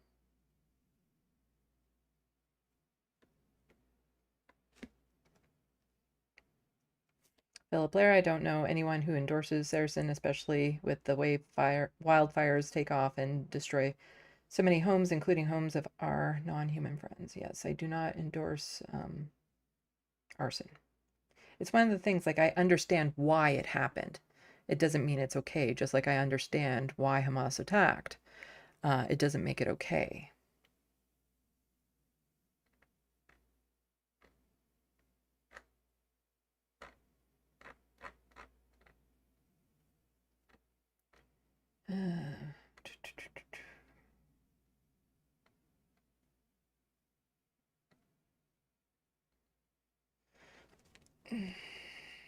Boku is saying never eat 7-Eleven pizza. I haven't been in a 7-Elevens for so long. Yeah. Grand Theft Auto about, oh, Turdunkins. Turdunkins is right there. It's a Turdunkin of a person there with the liquid shit, surrounded by the mushy shit, surrounded by the constipated shit. Not something anyone ever needs to visualize. Anyway, we should probably get back into the shitty news. The march that happened in Toronto, the pro-Israel march that happened. So let's get that done. Here we go. So, you might be shocked to learn, but the Toronto police was all about this. They were all over it, wanting to support the Zionists. Shocking, I know. The Toronto police, all about supporting and protecting the Zionists. So, this is from the Toronto Police. This Sunday, Toronto Police will be present at the annual Walk with Israel to help ensure the safety of all participants and the surrounding community. Unlike when there's, a protest or a march against genocide, the police are there, but they're there to intimidate and harass the participants. Officers will be on site along our policing partners from York, Durham, Peel, and the OPP. Our role is straightforward, to help ensure that everyone attending can do so safely and that everyone exercising their rights do so lawfully. Our role is straightforward, to help ensure that everyone attending can do so safely and that anyone exercising their right to protest does so lawfully. Toronto Police has been planning... Did you catch that? Yeah, we're there to make sure the participants are safe, not to make sure that they're doing it lawfully, but that the protesters, we're going to be policing them. We're not policing the Zionists. We're there to protect the Zionists, but we're there to police the protesters of this march. For this event in close coordination with organizers and neighboring police services. And on the day of the event, there will be a significant police presence in the area, supported by officers from York, Durham, Peel, and the Ontario Provincial Police. Members of the public can expect to see officers on foot, bicycles, and horseback at the walk. That's just animal abuse. And throughout the surrounding neighborhoods. This deployment is designed to support public safety, manage traffic and crowds, and intimidate the protesters. Allow us to respond quickly to any incidents or concerns. Our expectation is that all participants, attendees, and demonstrators will conduct themselves lawfully and respectfully. Where criminal offenses occur, officers will take appropriate enforcement action. So, yeah. Alan here tweeted out, it's beginning to feel a lot like Israel in Toronto. It's expensive. Not only are Canadian taxpayers subsidizing the donations for this event to raise funds for a genocidal Israel, yes, this is a fundraising march to support genocidal Israel, but we're also paying billions to turn TPS into the Zionist police force. Yes, the Toronto budget for police, I think it's at 1.18 billion for the Toronto police force. But yeah, that's not about, protecting the Zionists. It's about policing the protesters. That show of force. All of the money, taxpayer money, going into this so that Zionists can raise money for a genocidal state. Here's some more on that from Tara, who says citizens of Toronto are banned from walking on sidewalks, roads, or grass if it's anywhere near a Zionist. Looks like the cops have made good on their promise in protecting supporters of genocide. They're just pushing. So I don't understand why we can't be at the barricade which they made for us. So now maybe at this. Thank you very much. Start taking on Mike. Yep, setting up a bubble zone around the genocide promoters. And Samara Hare got into a back and forth with the Turd-Uncan, Jesse Brown, because she posted this clip of someone and Jesse was accusing her of like, oh, well, somebody was rude to him. And so he threw this really, really horrible insult. He said, I fucked your sister, nice pussy. And you see right there? Children. So not all of the 60,000 people were horrible individuals. There are children who are exposed to this vile language. I don't give a fuck what was said to you. You do not respond like that, especially in front of children. And so, you know, Jesse is, of course, accusing her of taking it out of context, where she says, replies back to him, you're such a lying sack of Turduncan. Here's the full version. He doesn't even say a thing to depraved grandpa, not one word. So this guy was yelling it at the person who was filming this, even though the person who was filming it never initiated contact with this Turduncan grandpa. On my own. Perfect. I fucked your sister. Nice pussy. Thank you for saying that. Wow. Oh, did you hear that? So can you just, you can do that? Oh, and all their t-shirts have the sponsors. But you can move it on, please. That's all the sponsors for this fundraiser. I think, actually, I had that. I think I might have accidentally closed that tab. Let's see if I can find it again. Did I close it? Or do I have it? I think I might have accidentally closed it. History. Recently closed tabs.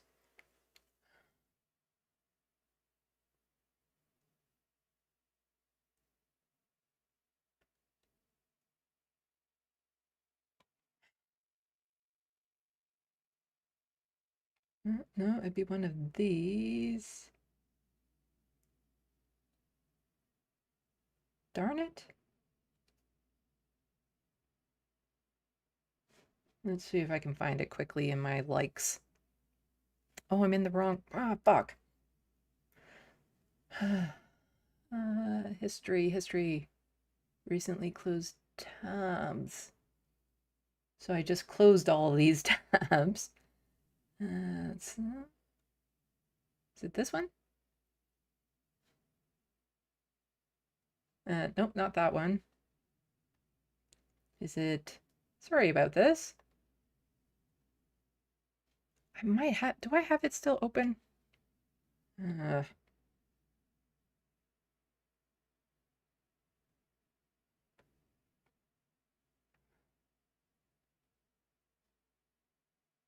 If I hover over it, will it tell me?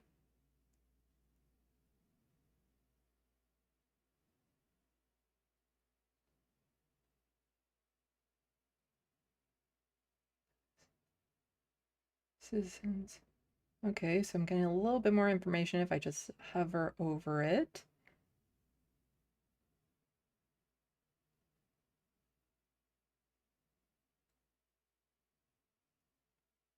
Let's see.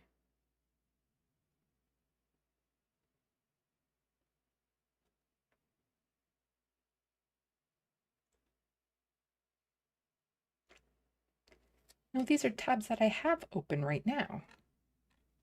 Oh, recently closed tabs. I need to go back to that one.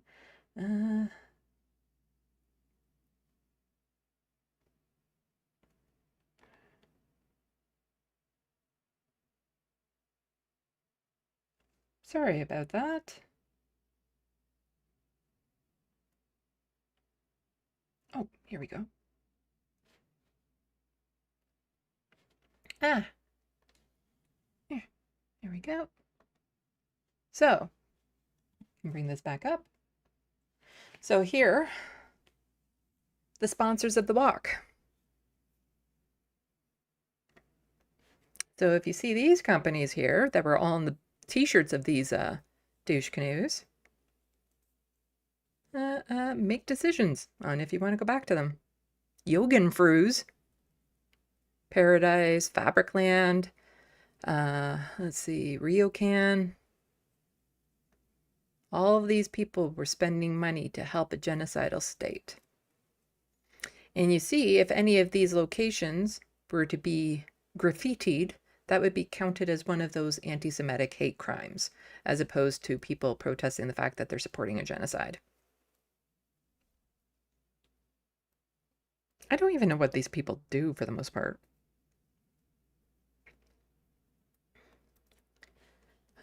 But yeah, they're on the back of the t-shirts there. Because this isn't just like, it's not a protest. It's not even a celebration of being Jewish, or that's the excuse that they're trying to get away with. This is literally a fundraiser to help support a genocidal state.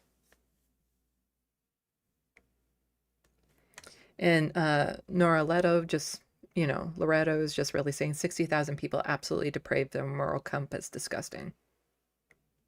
And this is a picture of the event. CN Tower in the background. So Noor here had tweeted, during a pro-Israel march, mounted police in Toronto attempted to remove pro-Palestinian protesters from a public park as Israel continues its genocide in Gaza.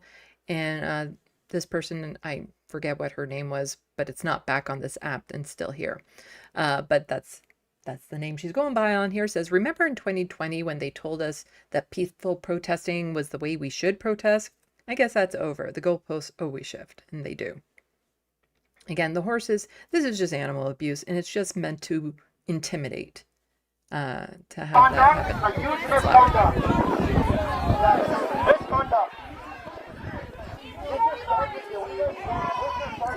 So you're not even allowed to peacefully protest this hate march.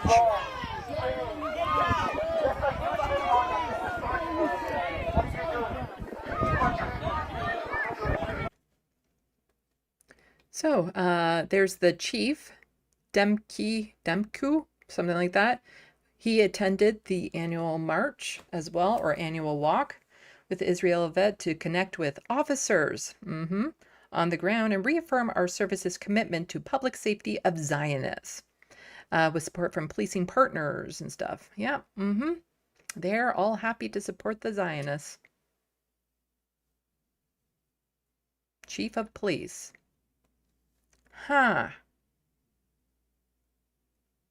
Maybe they should be more focused on this. Toronto police officer charged with sexual assault of female youth. And by female youth, they mean a child.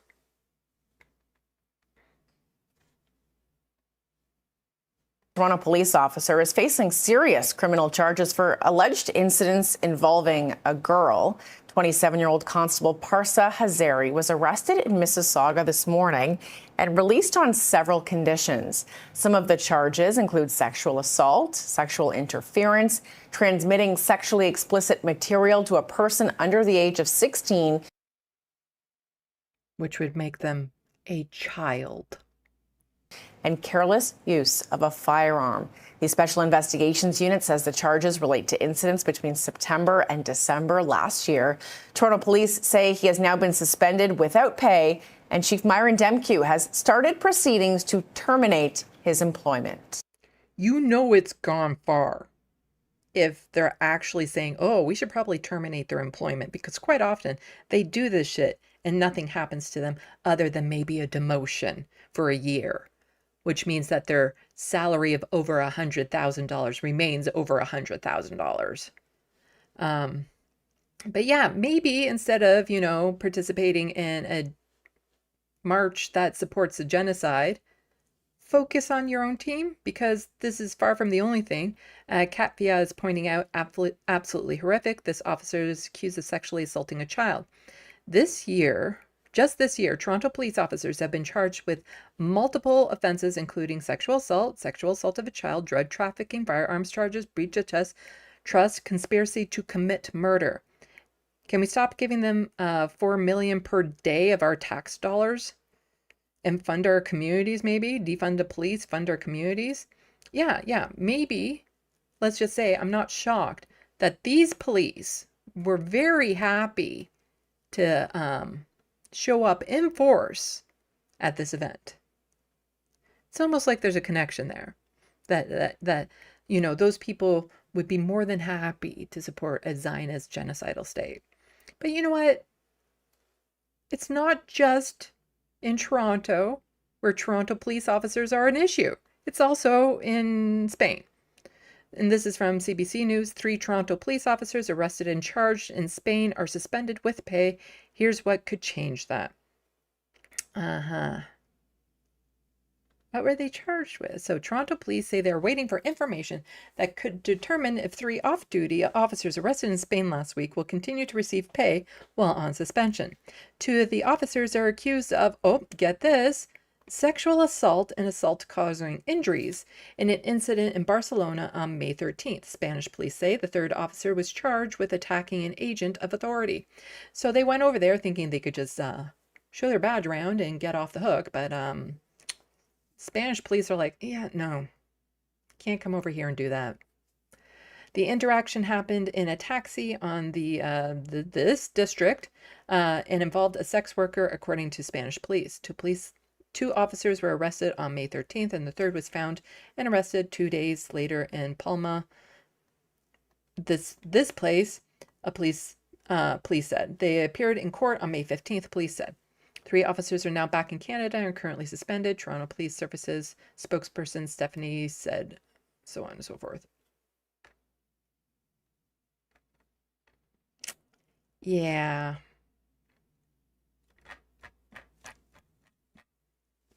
These police are telling me that these police are the ones that are more than happy to do this.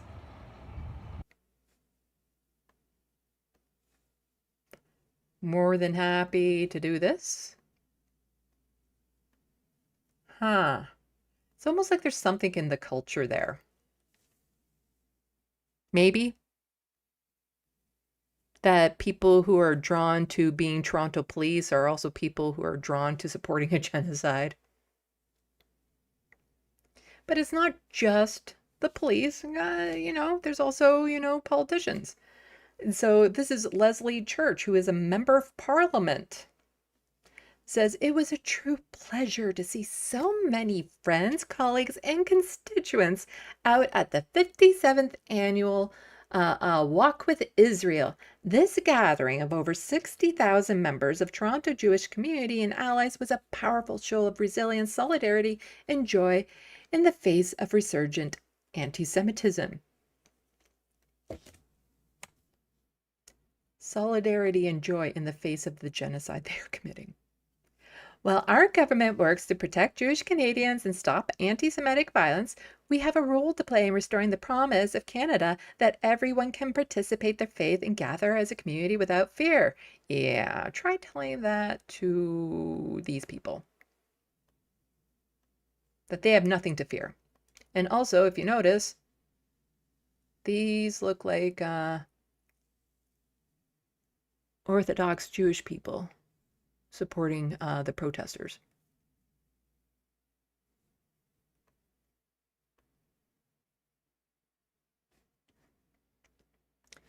And who were the other MPs? So we have Vince Gasparo, member of parliament, and Ali Al, name I can't say, member of parliament for Willowdale. So Eglinton Lawrence and Willowdale.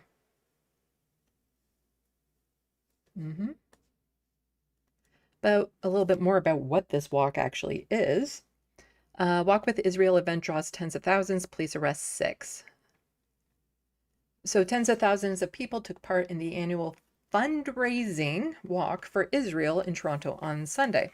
Walk with Israel is organized by United Jewish Appeal, UJA Federation of Greater Toronto, was intended to be a demonstration of unwavering support for the people of Israel, especially now that they continue living through conflict, evacuations, and significant unease.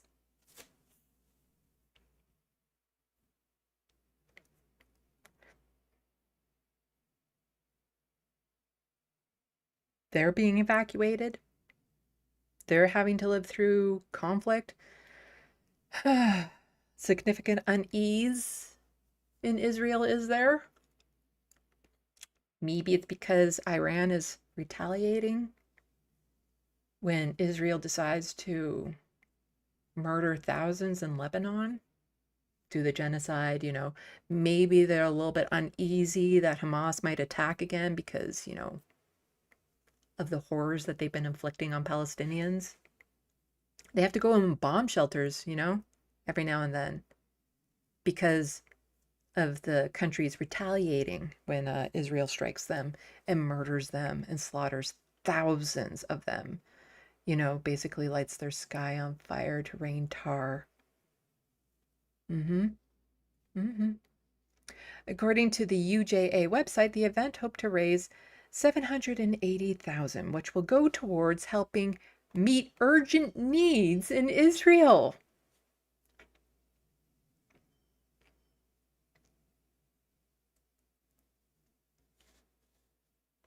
I cannot tell you how fucking infuriating that is. When they are literally setting up a blockade so that babies can't get food, medical supplies, that there's not enough, anesthesia for children having their limbs chopped off, no medical equipment, nothing to help the people in Gaza actually supply. Those are being blockaded. They're in dire, desperate need of any help. But they want to do a fundraiser to help some people in Israel get to their bomb shelter faster? Fuck that. Oh my God.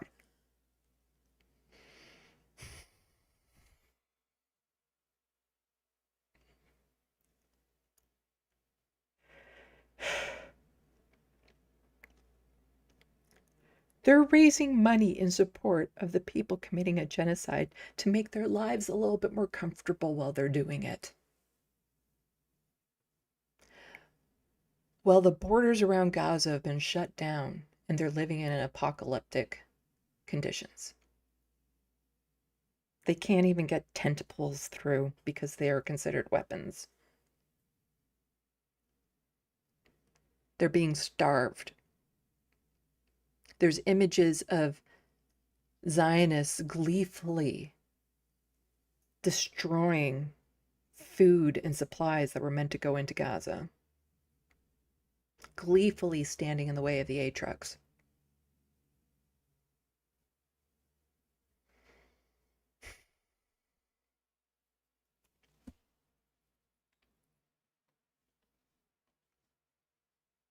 As of Monday, it had reached 85% of its goal. People willing to pour money into making genociders feel a little bit more comfortable with the genocide they're inflicting.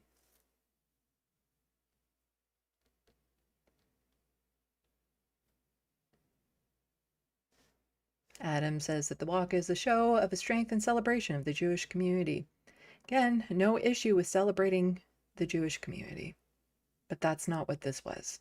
It was a fundraiser to help Zionists get more comfy with the genocide. The community has really faced a very difficult time this year, and that's what makes today really so special and important. You can end up feeling very isolated at a time when there are repeated attacks on the community.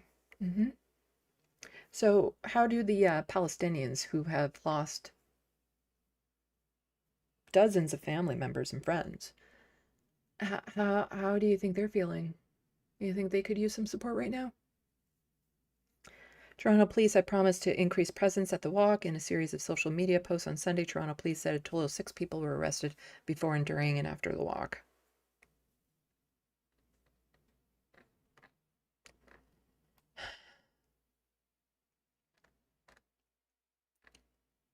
So there were people who were protesting this, of course. So Asa, a demonstrator behind the barricade, said she showed up to protest the march because some of her family members recently died in Lebanon due to bombing. So Zionist feelings here are more important than actual people being slaughtered. Nick Another demonstrator said he came to the protest because he is opposed to the war in Gaza. I'm asking everyone to stand up for Palestine, stand up for Gaza, stand up for humanity, he said. He said there was a large police presence in comparison to the number of counter-protesters. He said they were not allowed to set up on Bathurst Street, something they were able to do last year. They've got drones, they've got helicopters, they've got buses all over the place, he said. We're allowed to have peaceful assembly and peaceful speech.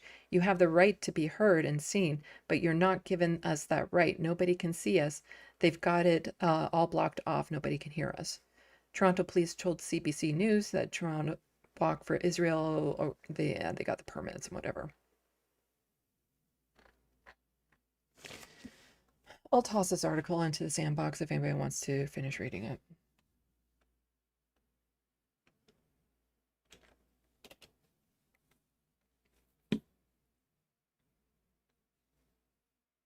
Meanwhile, while that was happening, drop site, breaking news. Israel has closed all crossings into Gaza and halted the entry of humanitarian aid following Iran's retaliatory strikes on Israel, cutting off supplies to roughly 2 million Palestinians in the territory. So yeah, this was happening during the walk. Israel has imposed similar blanket closures during previous periods of regional escalation, including immediately after the outbreak of war in late February, collectively punishing Gaza's civilian population. And they were quoting this, saying, following a missile attack launched by Iran, the state of Israel, a number of necessary security measures have been implemented. Yeah, it's needed for security to close the crossings into Gaza to make sure that they collectively punish all the people in there.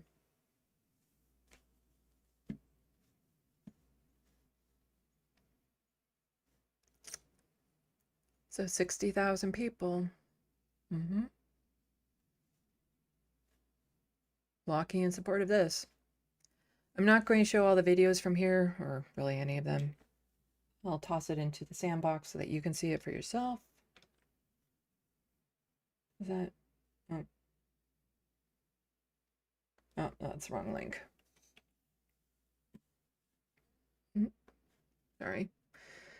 I hit Control C instead of or Control V instead of, yeah. So C, no, gotta do this proper. Okay. Tossing this into the SandBox. So this is a thread of testimonies from the international doctors who have spent time working in Gaza during Israel's genocide. Clips are in no particular order. I won't be showing the videos. They are horrific. But here is a quote. We saw a number of children with sniper injuries to head, single shot to the head, no other injuries, so clearly deliberately targeted by Israeli snipers. I remember the silence of woman brought into the hospital injury. She had given birth 1 week earlier. Both her baby and her toddler were trapped under the rubble. We're seeing here the weaponization of food, diapers, and formula. Israel prevents a team he came into Gaza with from bringing in any medical supplies. It was like a slaughterhouse. It's so bad there's a content warning on Twitter. It was like a slaughterhouse, like a horror movies. Kids were arriving with their neck open, with their brain matter out. They'd basically been targeted while they were playing, people coming in pieces, many arriving in plastic bags. And that is in January of 2026. I don't even think the most attentive media outlets have been reporting on the genocide since day one, have really conveyed the full extent of the violence, the full extent of the barbarity of what is happening.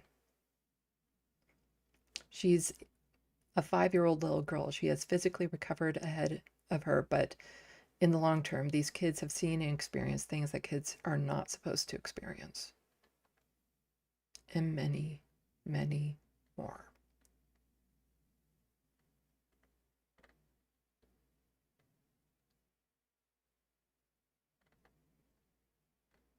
And this would only just be some of the testimonials that have come out.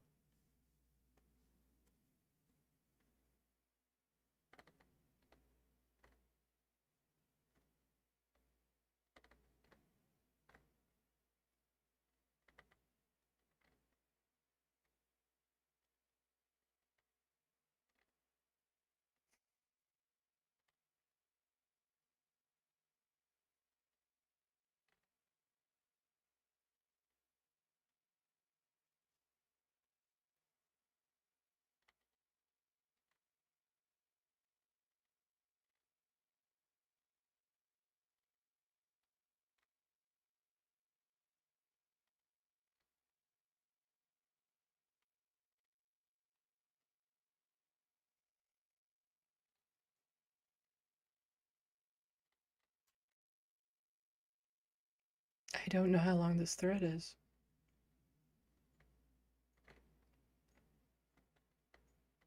It looks like there might be some repeated, but it could just be the same interview at different parts.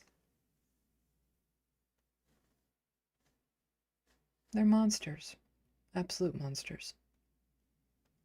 All those people who participated in that fundraiser are monsters.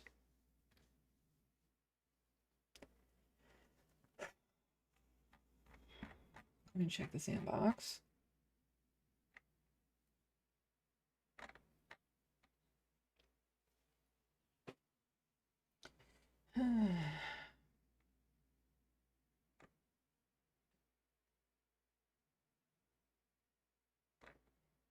Okay.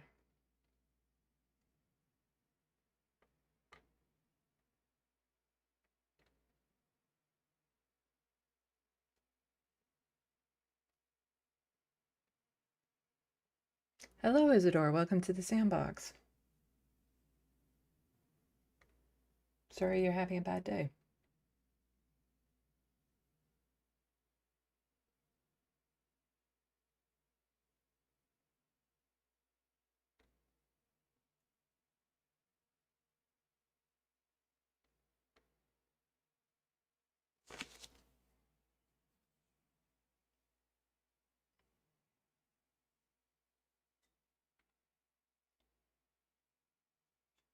Okay, what are people saying?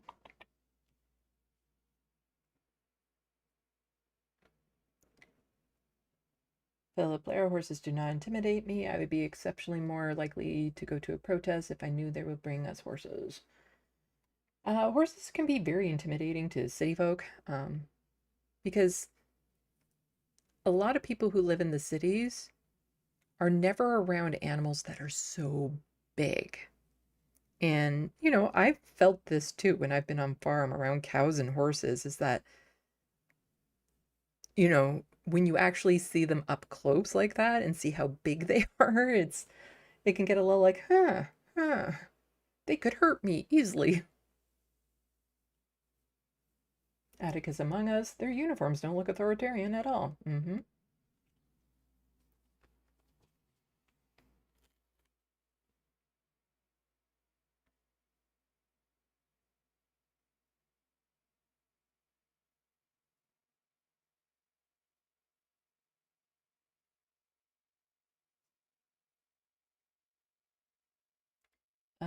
Welcome to the sandbox. Ren Parthirathi? I don't even know if your name is a real word. Sorry, but welcome to the sandbox.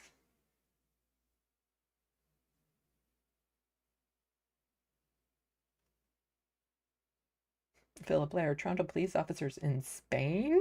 Yeah.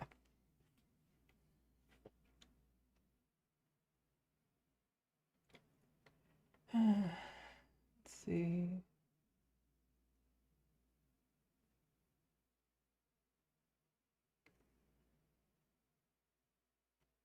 Stanley Beckett, welcome to the sandbox. Only 10% of supplies that were agreed under the ceasefire agreement are being allowed into Gaza. Yeah, I've covered that before, that just a small fraction of what should have been going in the first place was actually making it in.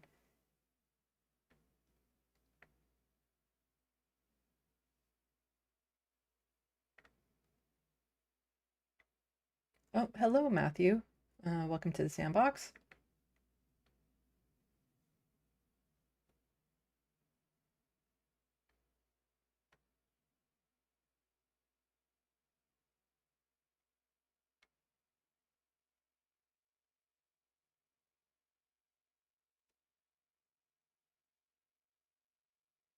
Oh, and Matthew, thank you so much for the 5 gifted memberships. Super appreciate it. It really helps my channel.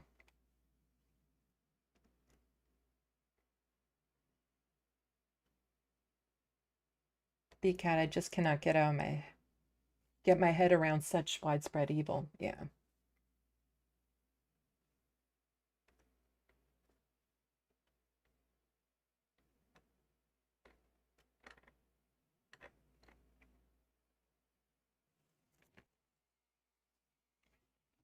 Boku saying most names and words are just sounds. Yeah, yeah. Mm-hmm.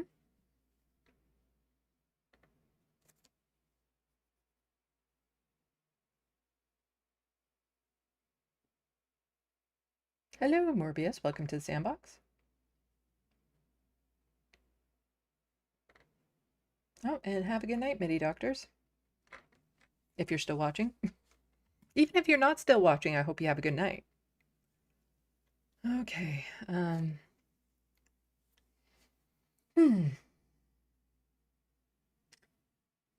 Morbius, thank you so much for another gifted membership. I super appreciate it.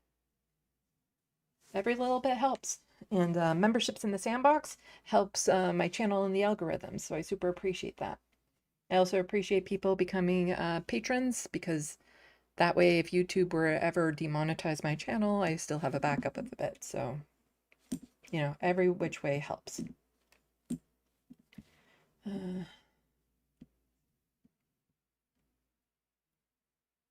Did I say hi, Bobby? Hello, Bobby.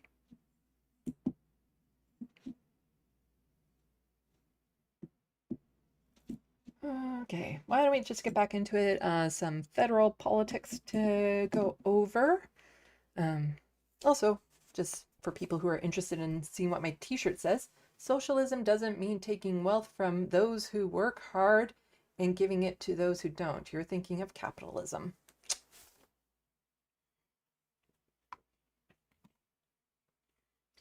Okay, let's get back to the news. Oh, you actually did this right. Oh, yeah, okay. Normally, I have to switch over to this, but it was already here. Okay, so we're on to federal news. Liberal loophole will let dark money fund elections, ads critics warn. The Americanization of Canada, courtesy of Carney. More and more all the time. Because that's what we need in our politics, more dark money.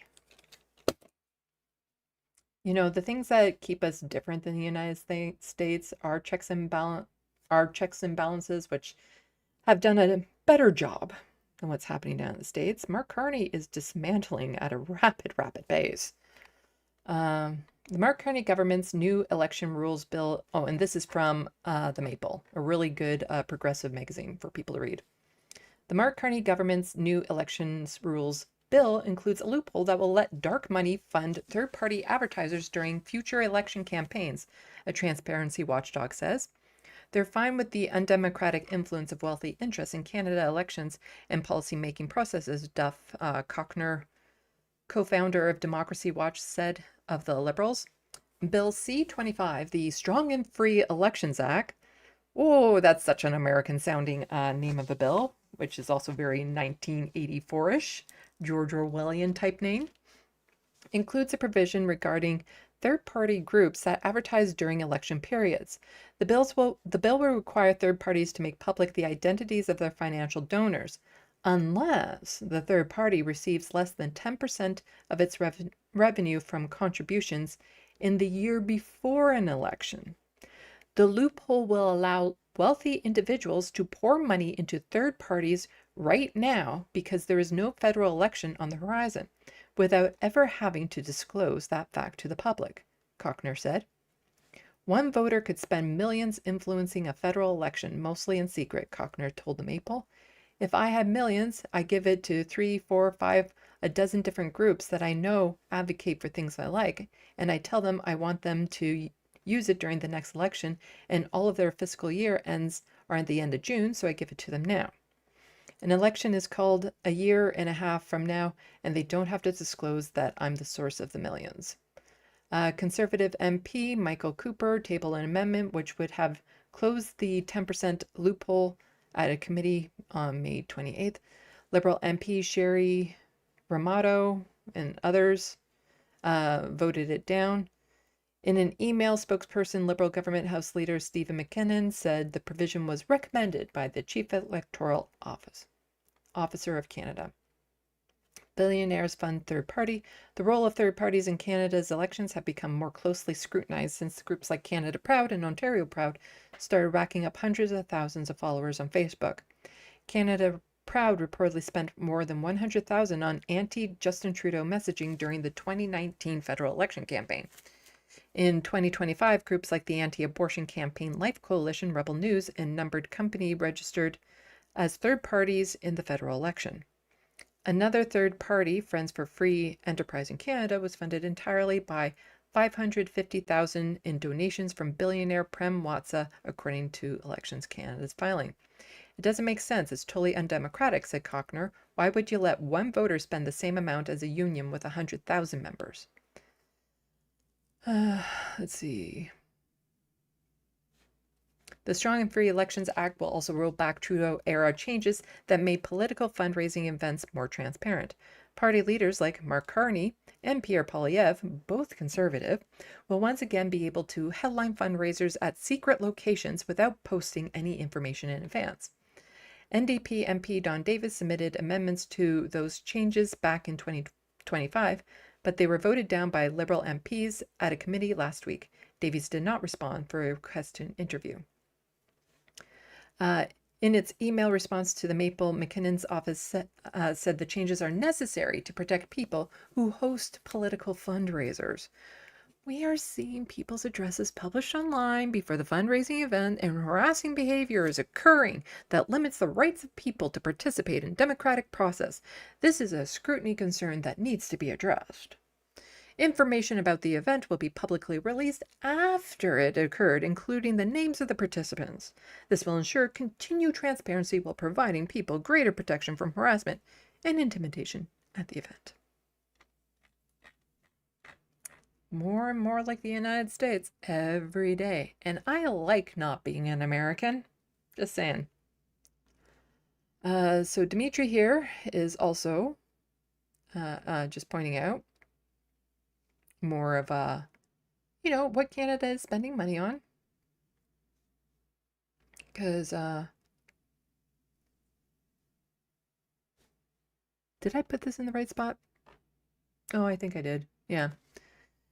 Just more about faces from the Carney government, or things people never voted for. So Dimitri saying, as many of us predicted, Mark Carney's drastic increase in military spending is a result of the transfer of huge sums of public money to U.S. arms manufacturers. Again, just really Americanizing Canada here.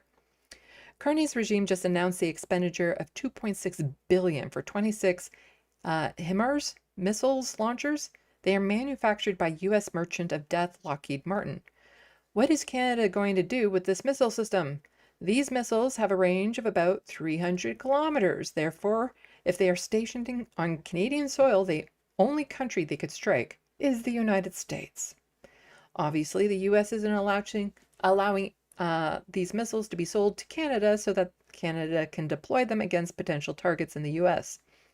These missile systems will be deployed far from Canadian territory, most likely in Eastern Europe or West Asia. They are intended to be used by Canada to assist the United States and NATO in their war of aggression abroad. So much for Prime Minister's elbows up. And this is the government of Canada acquiring long-range missile capabilities for Canadian armed forces. And that is also in this here, which I will toss into the sandbox for people.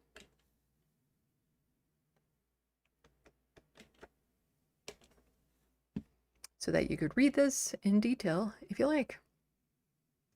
The total acquisition of LPRS project, including project management, infrastructure, contracts, and contingency, is estimated at $2.6 billion.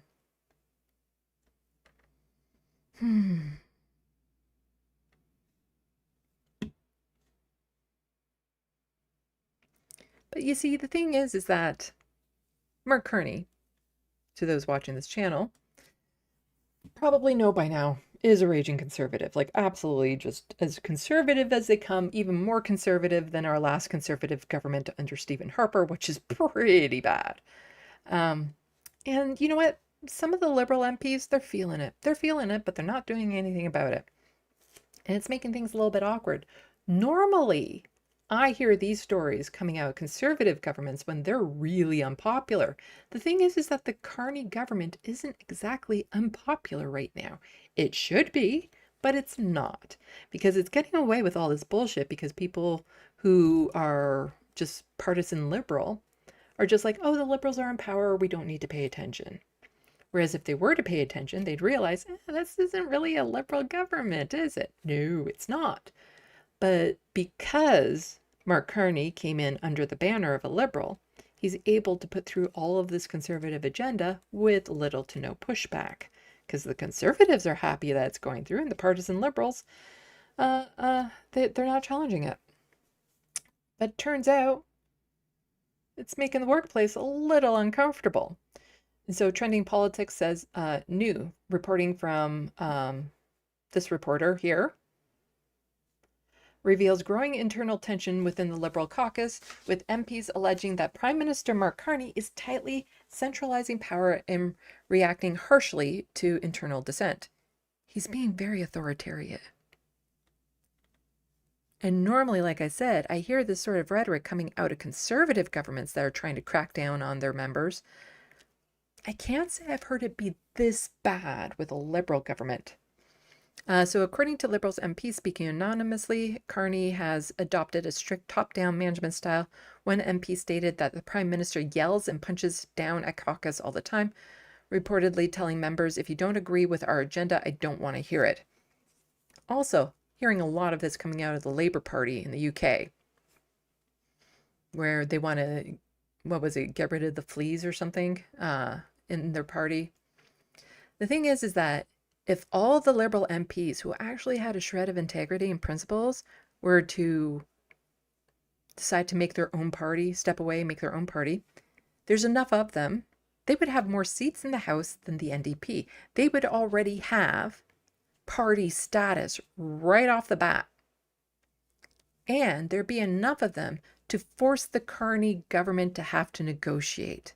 And maybe not just push through every conservative wet dream bill that he wants. Several MPs have reportedly faced sharp rebukes when raising regional or policy concerns. I'll be reading this in the next little tab that I have. In an effort to prevent further leaks, such as emails sent by 13 MPs regarding climate strategy, caucus chair Maloney has instructed Liberal MPs not to speak with journalists or put their concerns in writing to the Prime Minister. Yeah, you don't want to leave a paper trail. Very gangster, very authoritarianism. You know what I mean. The tightening control extends beyond caucus meetings. The report highlights that Carney has bypassed local writing associations by appointing candidates instead of holding open nominations. So he's just totally taking over the party and making it into the Conservative Party. Additionally, proposed changes to freedom of information laws could restrict public access to internal emails and text messages. And this is from the Toronto Star. I can't read the full article because it's behind a fucking paywall, but Rachel Gilmore here was nice enough to at least clip some of that for us to read. So she says this is pretty unsurprising based on various reports on some of Carney's behind-the-scenes behavior since day one, but it's still really off-putting to read. And this is the article, and here's a little segment from it. Over the course of several caucus meetings now, Grit MPs report Carney lashing out at certain members when he doesn't like the message they deliver.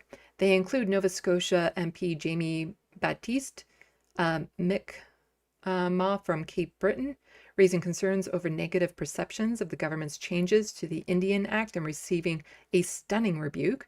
Winnipeg MP Doug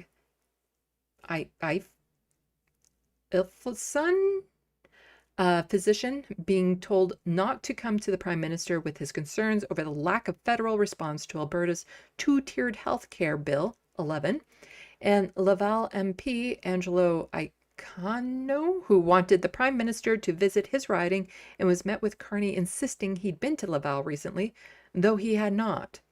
The experiences have left a lasting imprint on several MPs. He yells, said one MP, who, like others, spoke on condition of anonymity to avoid retribution from the Prime Minister's office. He punches down at the caucus all the time. Carney has told his caucus members he doesn't want to hear their concerns. He wants solutions. Well, It's a message that resonates with some. Hearing complaints can be useful. It's an early warning system for the government that certain policies or bills are not properly understood, and that message needs to be tweaked or the legislation amended to address legitimate, unforeseen criticism. Last week, some MPs felt the Prime Minister's message was that he's not interested in what they have to say. Well, guess what? He's not interested.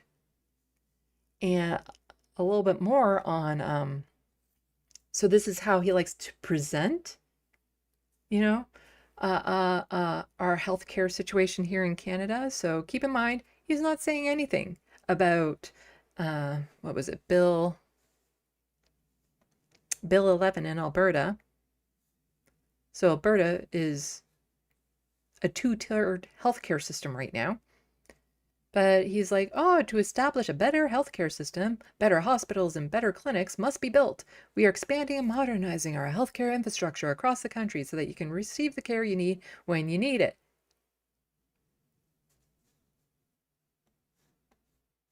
Bill 11, two-tiered healthcare. Huh. Modernizing, expanding so you can... Oh, okay. Yeah, totally makes sense. He's a fan of the two-tiered healthcare system. He probably wants to privatize it himself. And when challenged, he yells at the MP who brought it up that this might not be good. And also the sheriff's pointing out, Palantir and your personal health information. What could go wrong? Because this government, so cozy with Palantir. I've seen articles and stuff on it, but since I don't know the nuances of that particular story myself, I haven't covered it in detail. I'm hoping another channel will. The connections between this government and Palantir, I think, are really important for us to understand. But here's Evan Solomon, the Minister of Artificial Intelligence and Digital Innovation. Artificial intelligence, because they have no organic intelligence of their own. He says, this week we launched Canada's roadmap for the future of AI. AI for all. A practical plan to build trust, accelerate adoption, protect Canadians, and make sure more people, businesses can benefit from the opportunities ahead. Because AI should work for people.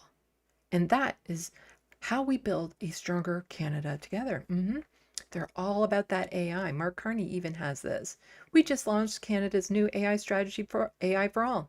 We're taking control of our future with AI that's governed by Canadian values. AI genocide. AI that's accountable to Canadians, and AI that serves all Canadians, really. So we have a Minister of AI, but we don't have a Minister for Disabilities, Inclusion, that sort of thing. Also, remember that article I showed earlier about the lack of Black people on the Committee for Inclusivity? And the notation earlier from Terrell Tailfeathers about how so much money is being cut from Indigenous services and stuff. Yeah.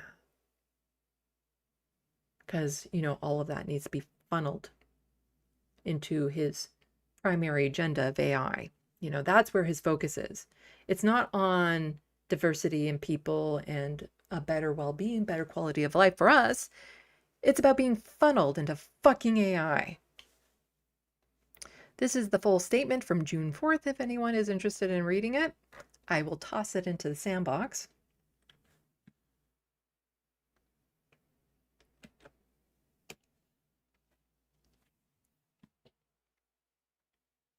But here he is just talking a little bit more about,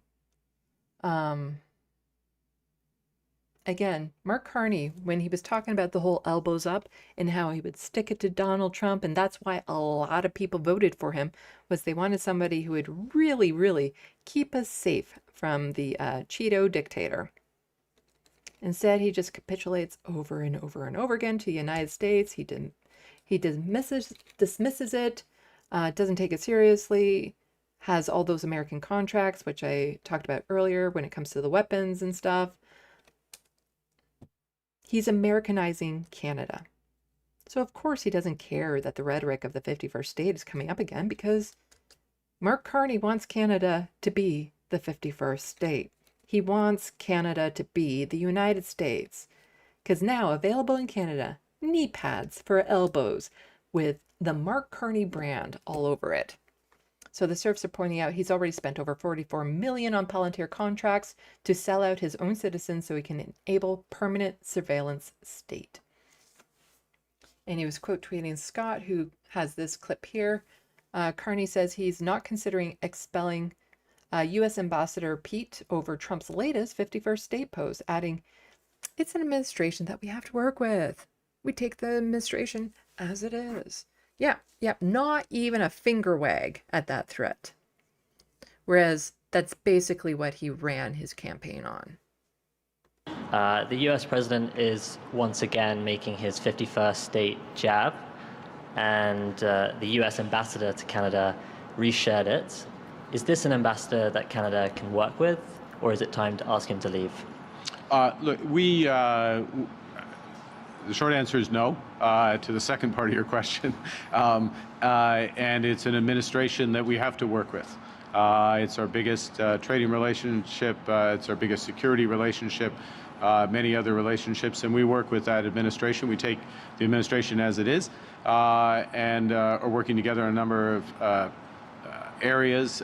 The U.S. So they can basically do whatever they want, and we're not really going to do anything because we have to work with them. So they just get to walk all over us, and we're not even going to do a finger wag. I would definitely do a finger wag, at least, at least something like this, a finger wag. But no accountability, no repercussions. We're just going to let the United States do what the fuck they want because Mark Carney wants Canada to be the 51st state. And he's actively working towards it.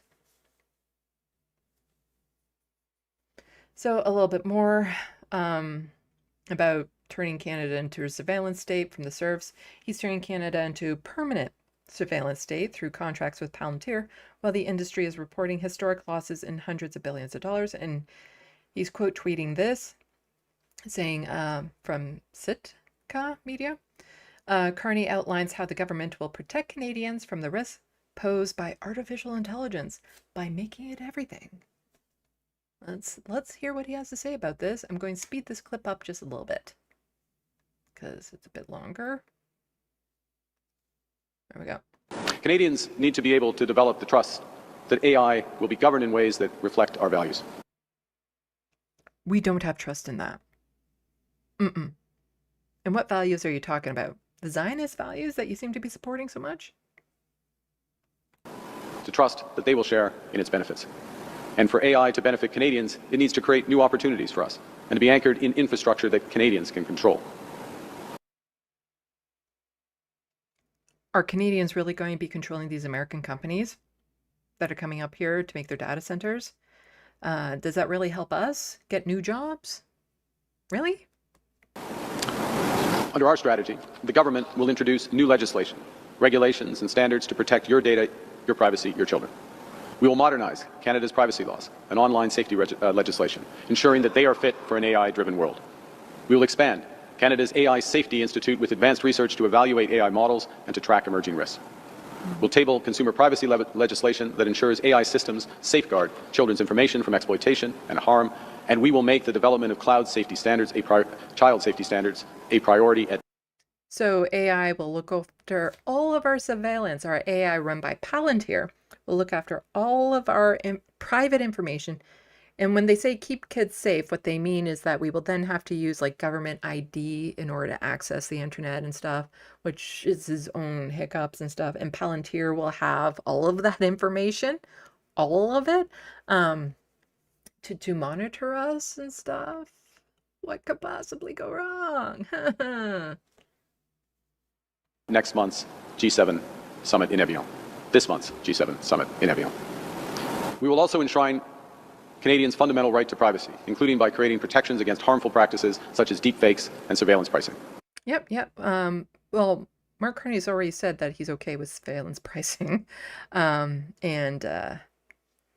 Really making sure we keep our privacy by giving it over to an American company. But he's already kind of been a fan of surveillance pricing. So him and Doug Ford they're fans of surveillance pricing, especially at grocery stores, which we're going to touch on in a little bit. So that technology doesn't outpace our ability to safeguard against technology ourselves. Yeah, well, a lot of bullshit. So this is a different part of the same press conference that was tweeted out by Scott.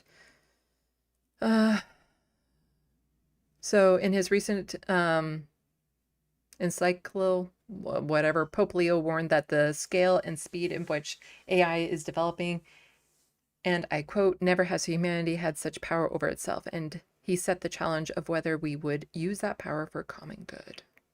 The world's first single and double lung transplant happened here. The first external heart pacemaker, the first use of insulin, all happened right here. That's what's possible when good people harness new technologies and deploy them with the right purpose.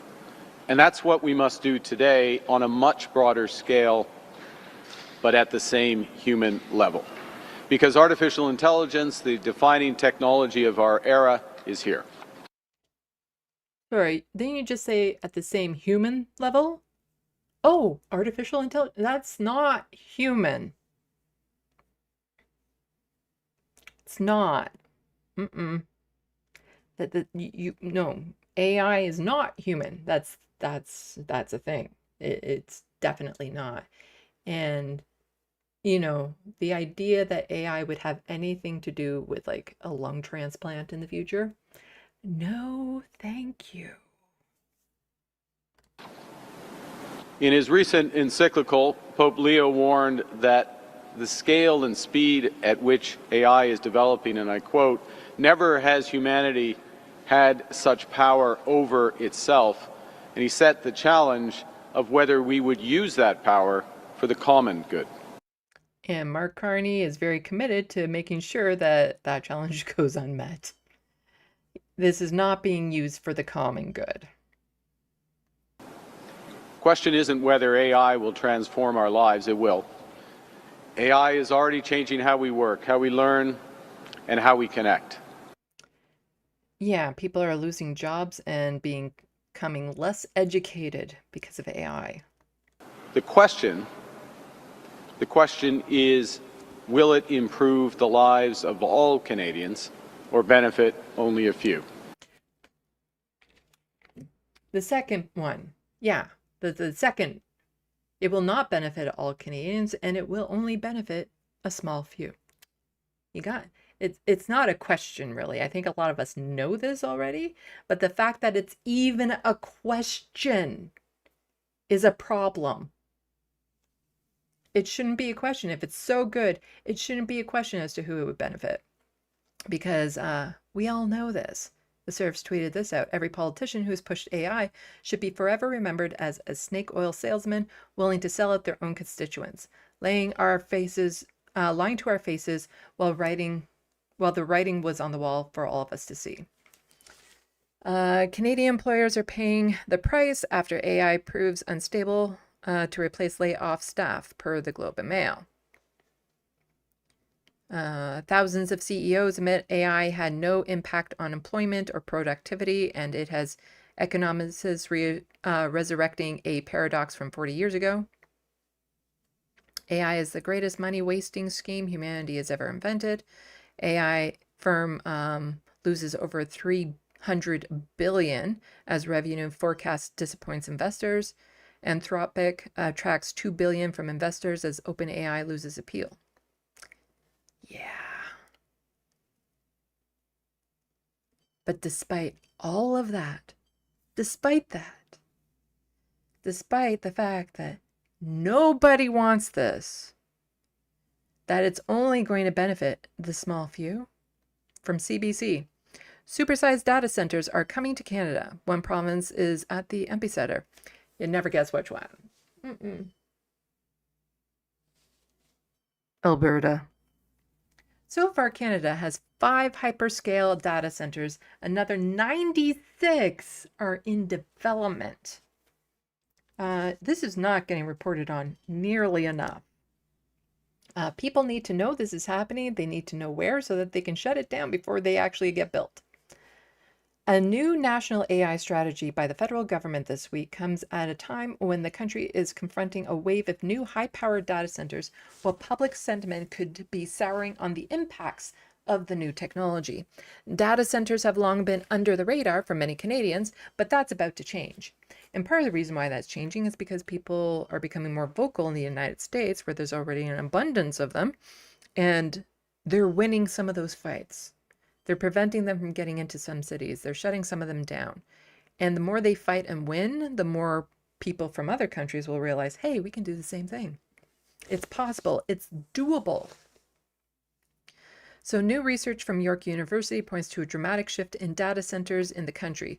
The ones being built now have 10 times the capacity of what's come before, which is driving up concerns about the land, water, and energy they consume. Because, it's not like we haven't solved the issue of clean drinking water to all Indigenous communities, so let's just go pollute the rest of it.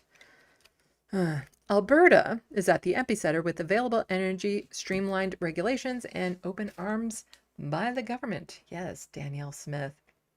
All about that AI data center. It's interesting where her and Mark Carney get along.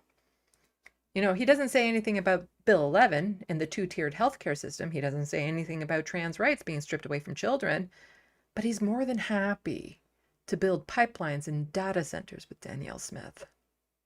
The research shows rapid growth in the sector. Active data centers now have a combined capacity of 1.6 gigawatts, while the proposed projects would inflate that number to 13.2 gigawatts. Meanwhile, public suspicions are growing. New polling from Angus Reid shows 68. Okay, as I've said before, I don't give a shit about polling. I could have told you this. But their polling backs up, validates what I already know. Well, more than half of respondents would oppose large AI data centers being built within a few blocks of their home. I'm thinking that's probably a higher number in reality. I don't trust this poll necessarily. I think that number's higher. Ain't nobody want a data center near them. They're obnoxious. They do a constant humming sound. No, they destroy the environment. They make things hotter. Nobody wants this near them. Which is why they're going to Alberta, because it's a lot of open land there that they can get away with this. So this week, the state of Florida launched This week, the state of Florida launched a lawsuit against OpenAI, alleging that ChatGPT is unsafe, while the White House is tightening regulations on the sector after previously loosening rules. Even the Pope recently spoke out about the dangers of AI. Federal AI Minister Evan Solomon has pushed back against both strict opponents and those who overhype the technology, instead emphasizing needs to be a balance, expansion with safety and fairness, and pragmatism. And this is the graph here, the polling that they did. Yeah.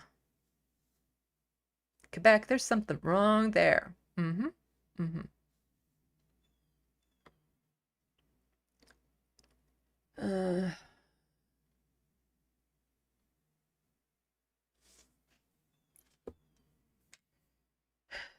So traditional data centers are often located in large cities, so they can serve clients quickly, such as retail stores or businesses that require low latency.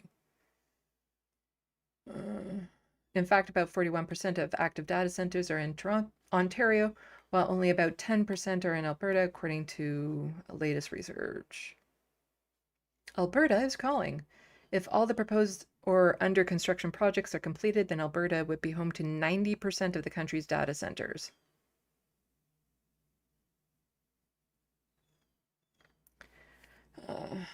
There's a plethora of concerns. The booming data center sector isn't always welcomed, and suspicions are growing, even with the promise of jobs and an influx of tax dollars for local communities. Let's see. So some people, it's unacceptable, blah, blah, blah. But I will toss this into the SandBox so that you can read the rest of this article if you so desire. But I'm very anti-AI, I'm anti-data centers. I'm not I wasn't against AI in principle, but the way that it's being unrolled or done and stuff is just absolutely horrific. The cost payoff ratio, that's not the phrase. There's a cost something ratio, is not balanced. What we get for the destruction that these do, the jobs that they kill, the environment it destroys, the energy it takes, for what it produces, is not worth it at all. Bob Canoe, I have a lot of criticisms about him, but he seems a little bit more like, yeah, he was okay with some AI, but he doesn't really want so much in Manitoba. So he says, we are saying no to data centers in this community because there are big threats to the environment and not much benefit. Cost-benefit analysis. Maybe it's cost-benefit analysis to the economy. Our message to any tech company out there, if you want to build technology with a thoughtful, human-centered approach that puts humanity first, then Manitoba is open for business. So he's not ruling it out. He's just like, you got to clean it up a bit. You know, the whole clean coal thing. Because when it comes down to it, he's not against this sort of stuff. He just wants to look good doing it. We're not going to move ahead with the data center in Ile-des-Chênes because there's a big threat to the environment and not much benefit to the economy. I reject the idea that we have to be slaves to surveillance capitalism in order to participate in the modern economy. And so the message to any company out there should be, if you want to have a thoughtful, human-centered approach to technology, come to Manitoba, because that's what we're interested in. We're not going to move ahead. We want thoughtful capitalism here. But again, this is what we could have in this country with Avi Lewis. Somebody with actual integrity and a plan for the future. We need to protect workers. We need incredibly strong guardrails and regulation in place. And the vast majority of Canadians agree that AI needs to be regulated. There's recent polling that suggests overwhelming support for AI to be rolled out with protections. We believe that there should be consequences for companies that lay off workers because of deploying AI, but we're just at the beginning of this rollout. So to hear it from the Governor General in her first speech was a reminder. I thought I saw some daylight between her remarks and the government's policy, which they call AI for all, but we call all in on AI, which is how they're rolling. We need to protect workers. We need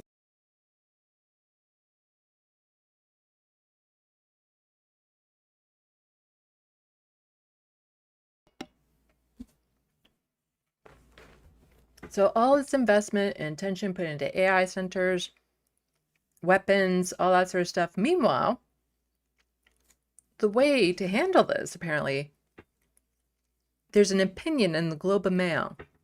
As Canada faces crippling debt, it must do the unpopular thing and cut elderly benefits.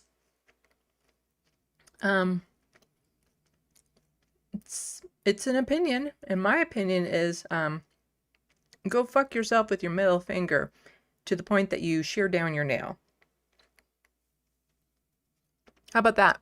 Just shove it right up your ass and grind on it so much you file down that nail. How about that? Because Jeremy Apple points out there's always money for Lockheed Martin, though. Yeah, pointed that out earlier. Billions for weapons, billions for data centers, but, you know, elderly people, well, they're not useful to capitalism. So my popular opinion would be to go fuck yourself, as opposed to suggesting that we cut benefits to the elderly. That would be my popular opinion. Because it's not just this. I was mentioning groceries before. Well, they're pointing out, this account is pointing out grocery stores theft has become a national crisis with annual losses nearing $10 billion, according to the Retail Council of Canada. And TDOT resident is like, crisis for whom? If Canadians are stealing billions in groceries, That's a crisis. But it's not a crisis for the grocery stores. It's a crisis for the people who need to fucking eat. You know? People who can't afford groceries, that are forced to steal groceries. Like, we're not talking about luxury items here.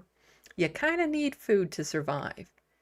And if people are stealing from grocery stores, it's not because, you know, they're part of like some gang out there, money-making scheme.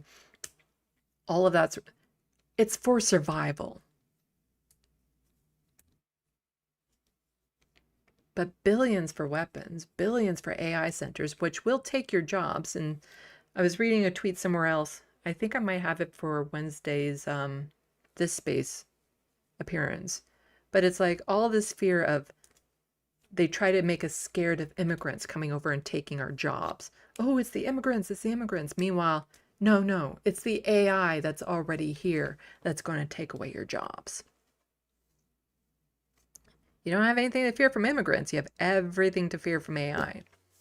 But yeah, if we're stealing groceries in the billions of dollars, that's the problem. The Weston family, the richest family in Canada, that's a problem.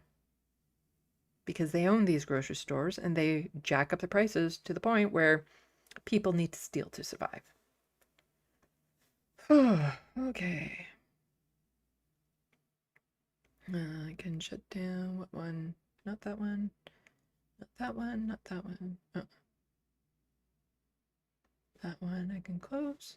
And then I can close a bunch of these tabs. And I got a provincial docket after this, and it's not terribly long, so then we'll wrap it up for the night. And there'll be a live stream tomorrow. Wait a sec, why do I have that? Oh, right, okay, yeah. So a small provincial docket to go over. And then another live stream tomorrow. But before we do this, definitely going to be checking the SandBox. Sorry, I'm eating these little, you know, you can get them at the dollar store, the little jelly beans of all the different flavors and stuff. But of course, I have to sort them and eat them in twos whenever possible. Unless there's an odd-shaped one like this one where I literally have to use my front teeth to split it in half to go on both sides of my mouth. Yeah, OCD and food issues. Okay, checking the SandBox. But they have to be two of the same at the same time. One for each side of the mouth.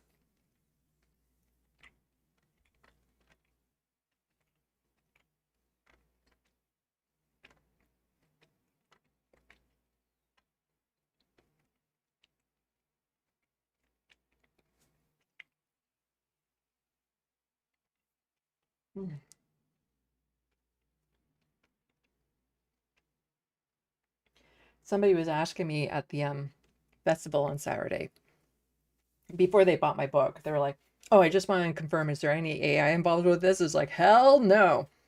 I understand why they ask, but they don't know me, so they don't know how completely anti-AI I am. But that's, I feel like people are seeking that out these days, is that they want something authentic.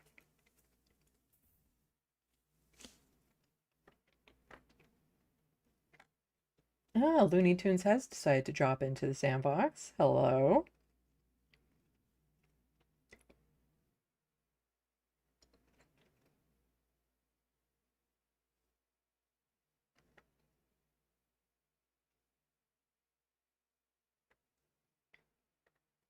Okay, there's some weird jokes going on in here.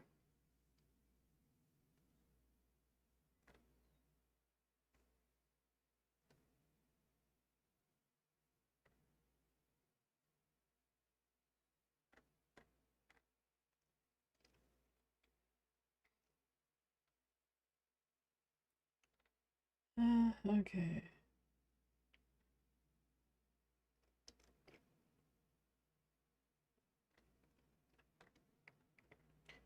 I scrolled up as far as I can go, and I'm just trying to get the context of some things that people are talking about, or to kind of get an idea of what they're replying to. Let's see.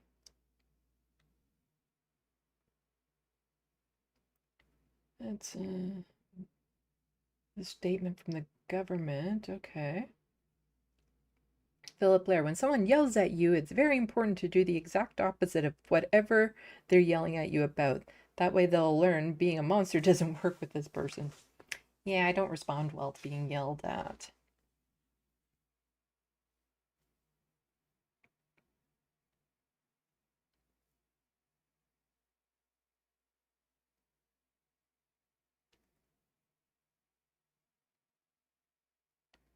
Talking about vehicles, okay. Philip Blair yelling at colleagues is a terrible role model for the upcoming generation. Canada's bad father, Mark Carney. Yeah, all those MPs that are complaining about it, that are staying anonymous, they need to develop some sort of spine and actually, stand up to him, leave, create their own party. Like they could, if they created their own party, they would have so much fucking power because he just has a sliver of a majority. If all 13, 14 of them decided to form their own party, it would easily knock him out of a majority territory.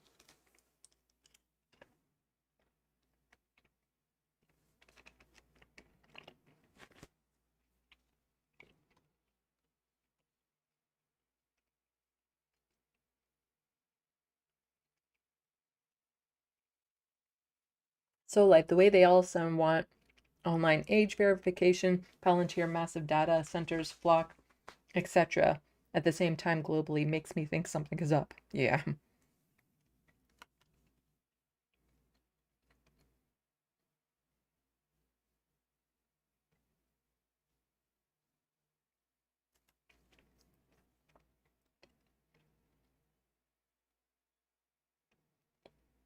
I'm sick of AI too, Rusty, but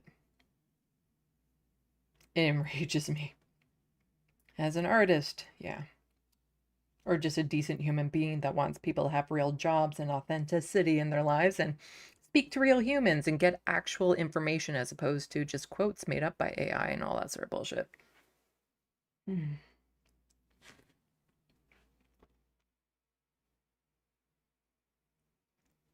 What needs to be a t-shirt? Boku needs to be a t-shirt. What needs to be a t-shirt? See, I don't understand what some of this. Are you talking about the Turducken? Turduncan? That needs to be a t-shirt? I don't want to draw the graphic for that one.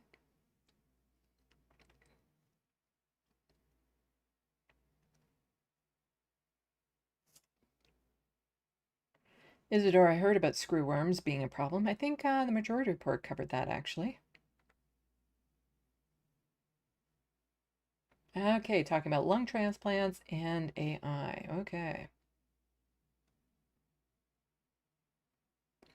So, like, wait till they put AI into sex doll. 30% of them will become violent.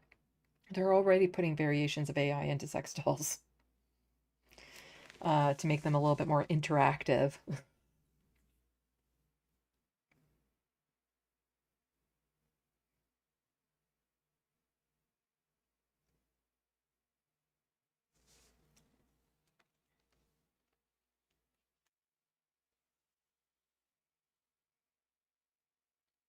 Let's see.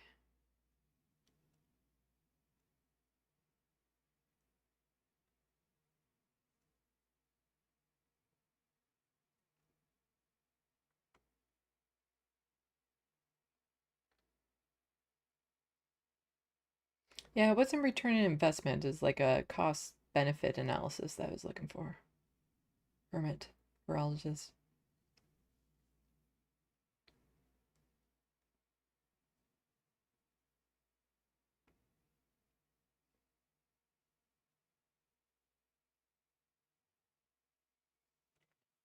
Let's see. Oops, and it jumps.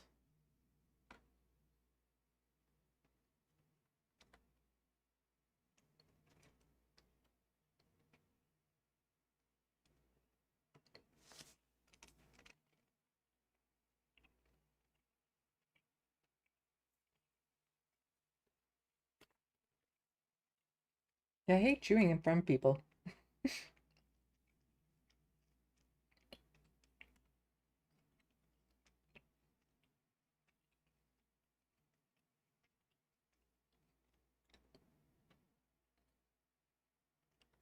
Oh.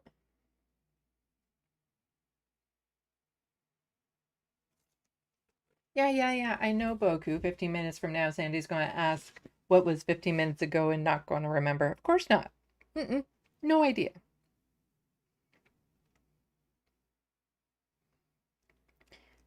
And Boku can't remember what the t-shirt was about because they're super baked right now.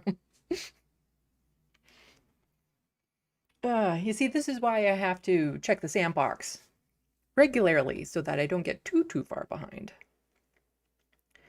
Well, why don't we do the provincial docket? It's not terribly long. And then we'll call it a night. Get out of here in under 4 hours.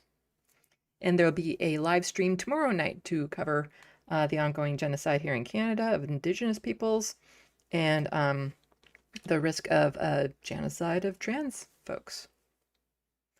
Going to be a heavy live stream tomorrow. So here we go.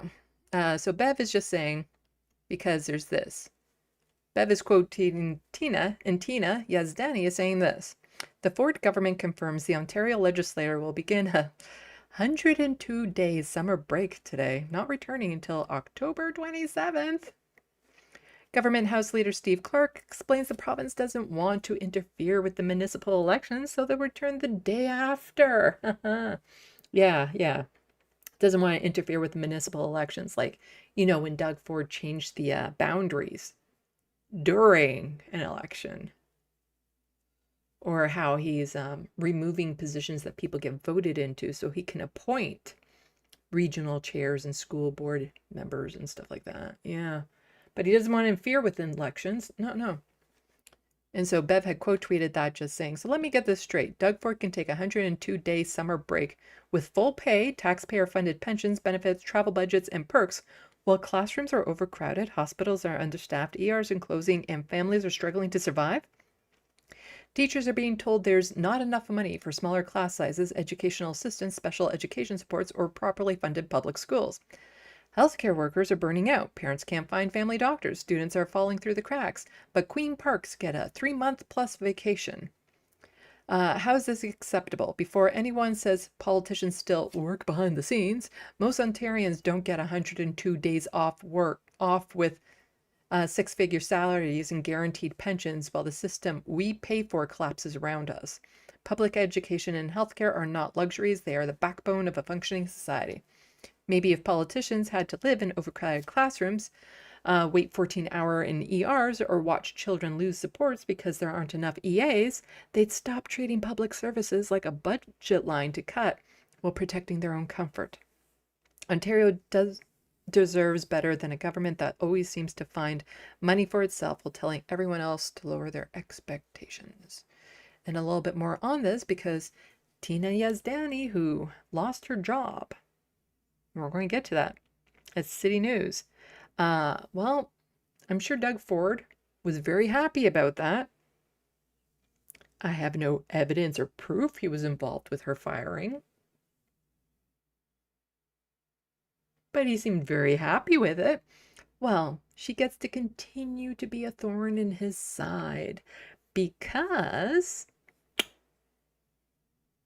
she got a job with Trillium. And in fact, she's even freer now because Trillium is giving her more leeway to be herself. And she is still at Queen's Park being a thorn in his side.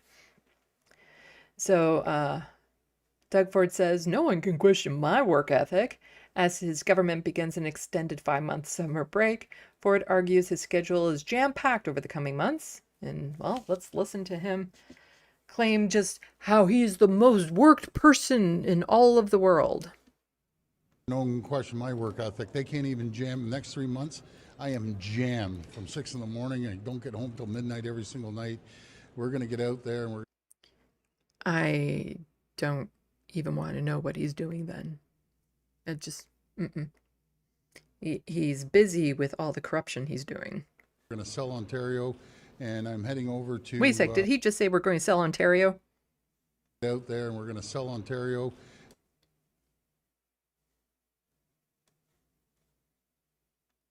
Don't question my work ethic. They can't even jam. The next 3 months, I am jammed from 6 in the morning. I don't get home till midnight every single night. We're going to get out there and we're going to sell Ontario, and I'm heading over to. No, he actually just said that they're going to sell Ontario. Yeah, he's been doing a bang-up job of it so far. Just yeah, just going to sell Ontario off to the highest bidders, or the ones who paid for more for his campaign and donations and stuff. Huh. You all heard it. He said he's going to sell Ontario. Utah. I'm heading to Washington. Then I'm heading over to Utah, then South Carolina, then over to Alberta, and then over to the COF meeting. And they don't have. They sounds like a bunch of vacation to me. Just told me we don't have time to debrief you because you're jammed all the way through the day. So, committees still sit, government still runs, we still pass things through but he isn't working. Ministerial orders, and we're going full steam. Rather than sitting here and arguing with each other, we're actually going to get out there and talk to the people and start bringing more jobs to Ontario today. So, committees still sit, government still runs, we still pass things through ministerial orders. So ministerial orders means that he's bypassing passing legislation. It's kind of like a executive order that he's doing. So he's just forcing through what he wants by doing those. But here we have from Global News. Here's how many days Doug Ford attended question period during a shortened spring sitting. As politicians begin an extended 21 summer break from legislating, Premier Doug Ford is facing scrutiny over his own attendance at Queen's Park. Data tracked by the Ontario NDP shows the Premier skipped roughly 1 in 3 sessions of question period during the spring sitting, avoiding a key parliamentary accountability mechanism. If you skip 1 in 3 classes throughout high school, do you pass? Just asking. If you skip 1 in 3, do you get your diploma at the end? The party found Ford attended 19 of 30 sittings days since March, but was on time only for 7 of them. So you skip 1 in 3 and you show up late to almost all of the ones that you do show up for. He was entirely absent for 11 of those days. Doug Ford will be getting an F for his poor attendance at Queen's Park, leader Merritt Stiles says. Nailed that one, didn't ya? Mm-hmm. See, it's one thing for me to make that joke, but for you as a political leader, yeah. Podcasting is in her future, hopefully very, very, very soon, to get her out of leadership of Ontario NDP. She is going to sink the fucking party. They sat for 30 days and he only showed up for 7. This is a slap in the face of hardworking Ontarians who show up to their jobs every single day and still can't make ends meet. The party notes show Premier attended every day of the first week of question period in late March when the government returned from a lengthened 14-week winter break. The next week, Ford vanished from the legislature. He attended a housing announcement on March 30th before heading down to Texas on a trade trip. After that, his attendance varied. And so Doug Ford's question period attendance is here.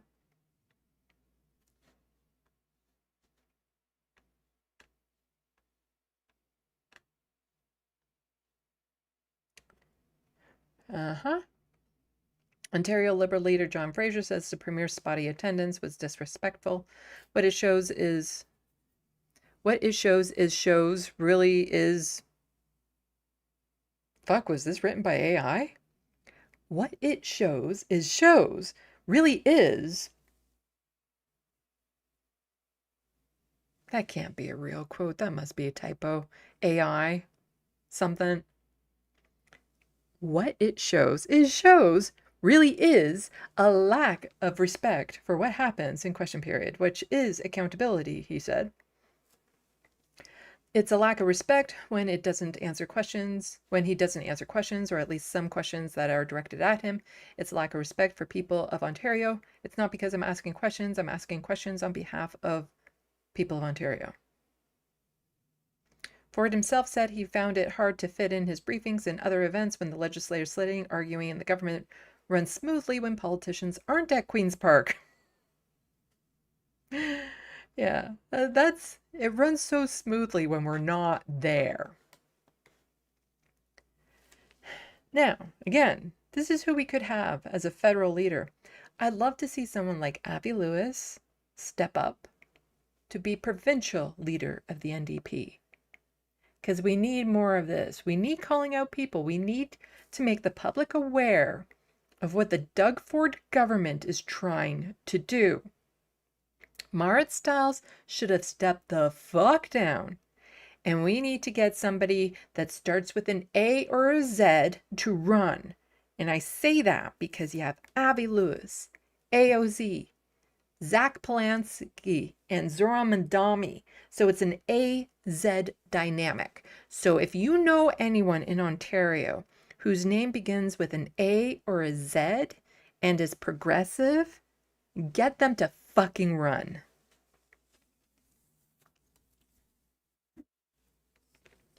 Municipalities are on the front lines of the multi-crisis that Canadians face: housing and homelessness, the toxic drug supply, the climate emergency, and the high cost of living.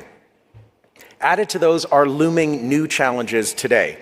For instance, in Ontario, the government is on the cusp of removing municipal ownership of water infrastructure and instead will hand that water infrastructure over to newly formed water corporations. It is obvious that the intent is to privatize water in Ontario, and this, as we know from countless international examples, is a disaster in the making.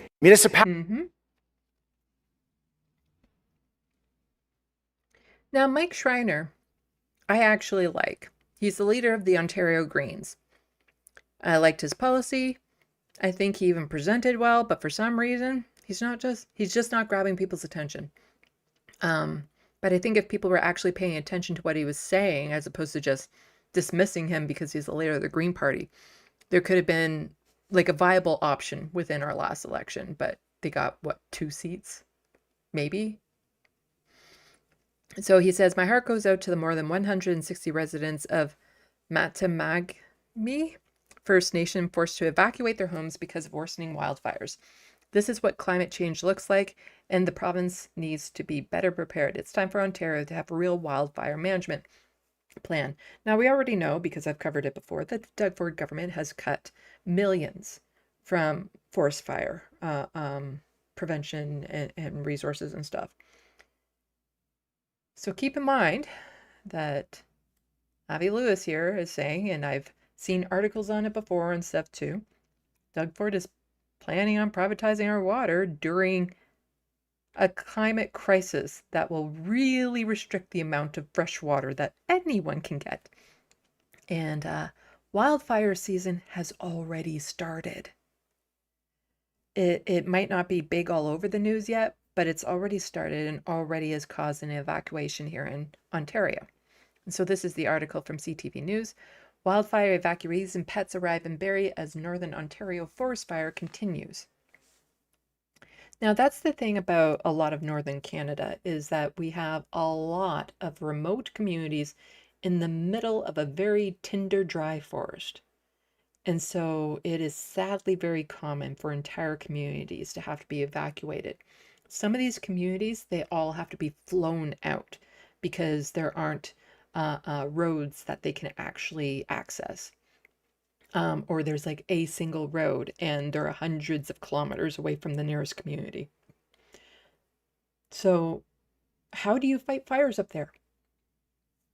Like, that's the thing. When you get fires that are in such remote areas, there could be forest fires burning right now that we don't know about because they're so remote. They're not near any communities.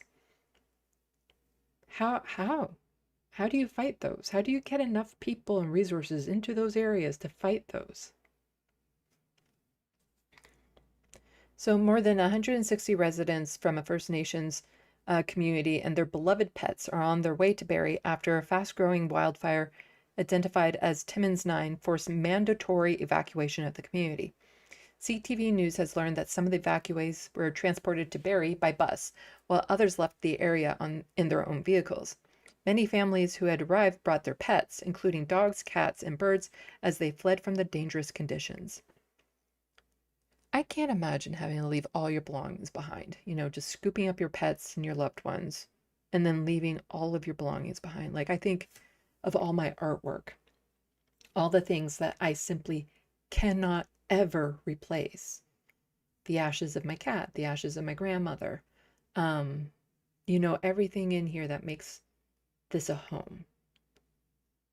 To have to leave it, not knowing if I would ever get to see any of it again. It's terrifying.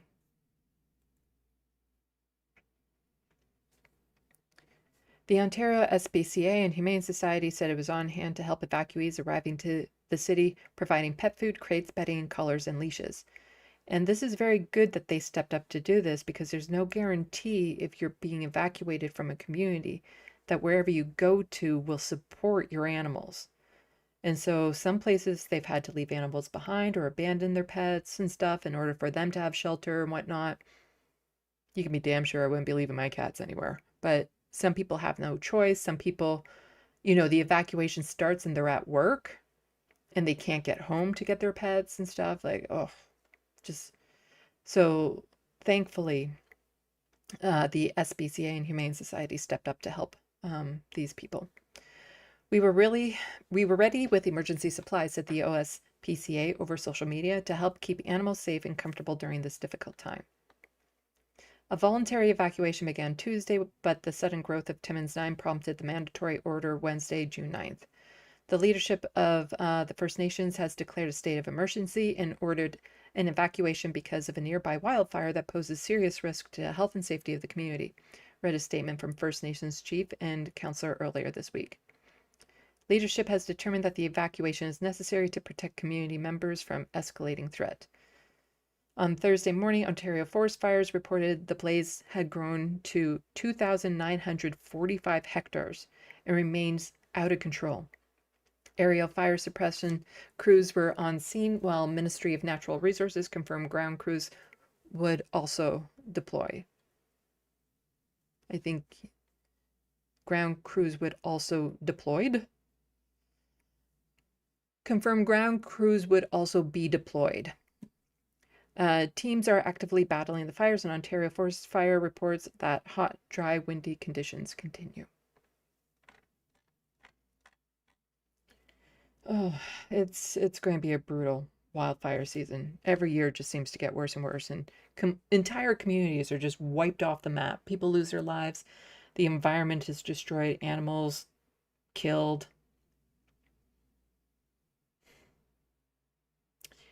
There is that movie, with the dragons. It was a post-apocalyptic movie about the dragons. It's an older movie. I don't know from when. Damn it, what was it called?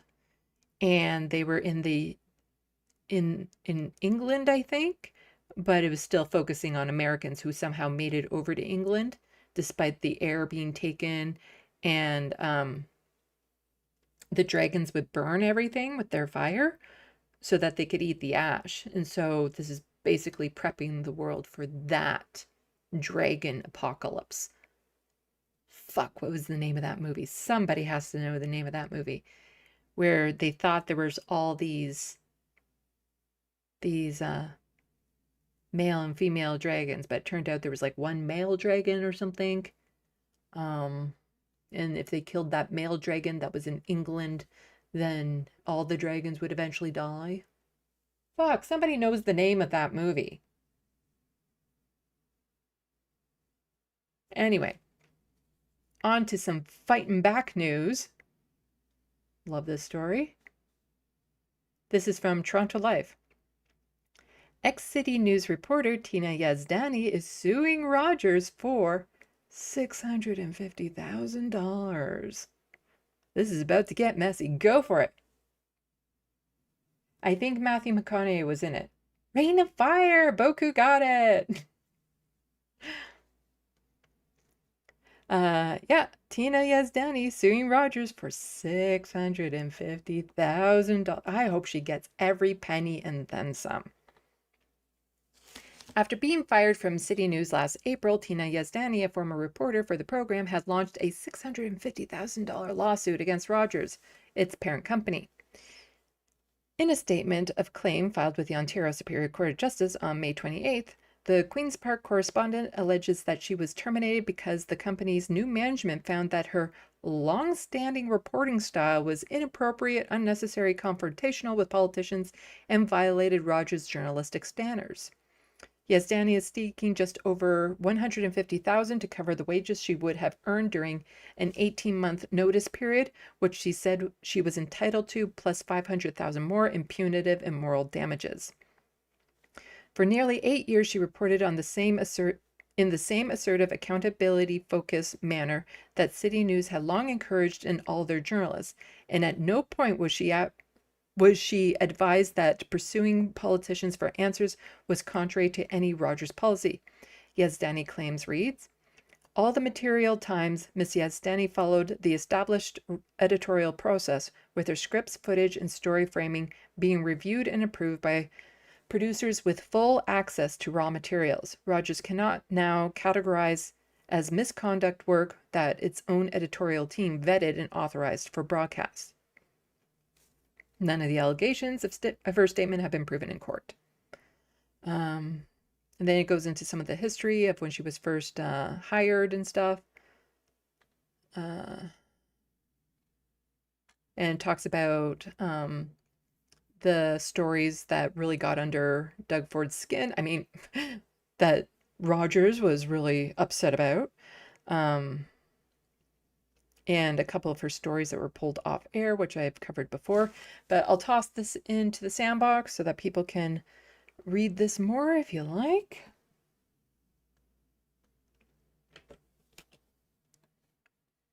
But and BlogTO also has been reporting on it, just saying, you know, the people in Toronto, and I would argue Ontario, are supporting Tina Yazdani. So many viewers, so the beginning part of the article is just repeating a lot of what we just said. So many viewers and readers came to respect Yazdani's journalism, often describing her as tough but fair in her coverage. She was also recognized as one of the few reporters regularly pressing the Ford government with detailed and challenging questions during media scrums. And then goes into her public statement. So, speculation circulated online about reasons of her dismissal.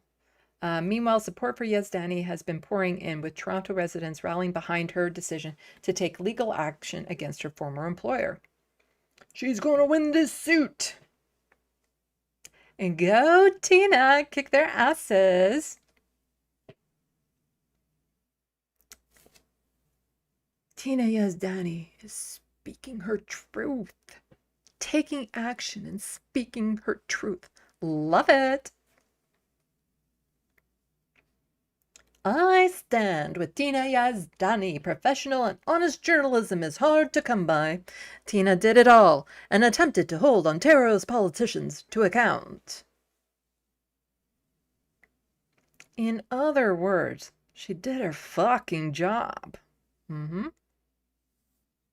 Fans of Yazdani remain confused and struggle to understand what journalistic line she allegedly crossed. Okay.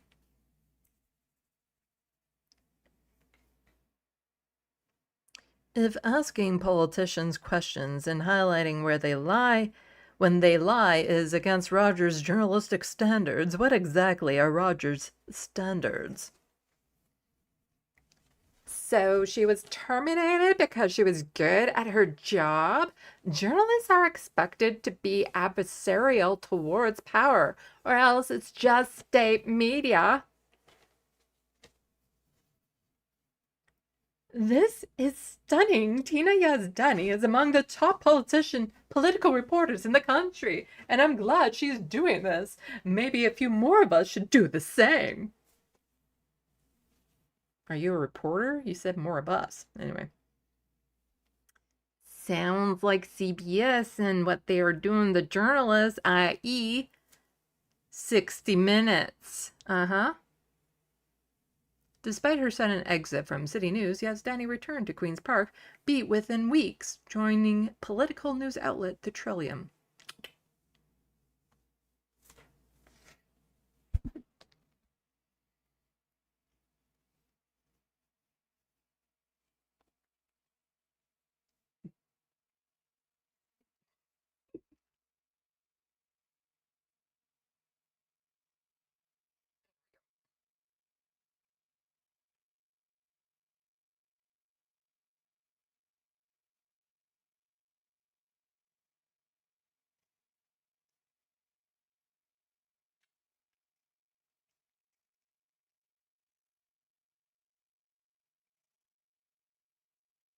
There we go, Abernathy.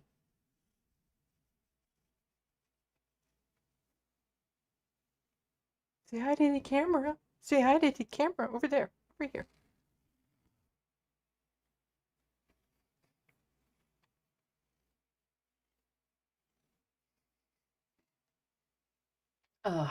Spring is in the air, and so is their hair. You go.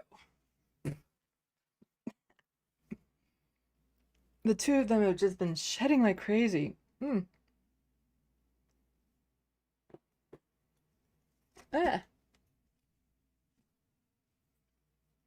This cat sheds more than any other cat I've ever had.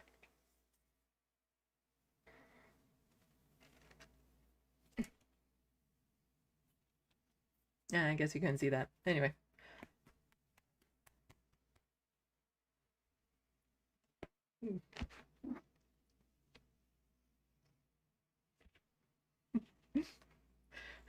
There we go. There we go.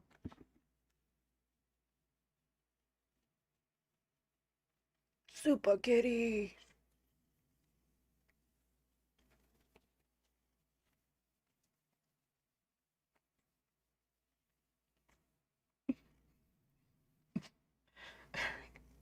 There we go. There we go.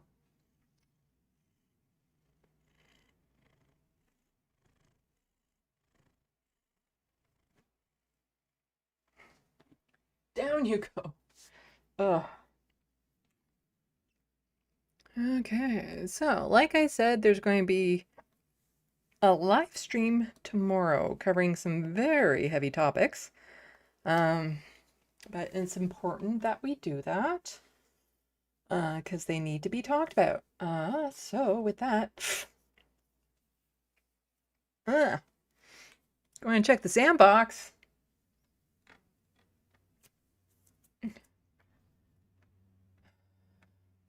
And then I'm going to have dinner because I haven't had dinner yet. And relax a little and go to bed and try to get back into my routine tomorrow.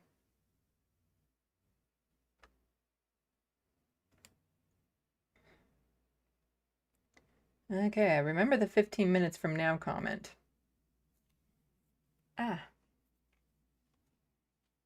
cat hair on my eyes, in my mouth, up my nose, in my ear hole.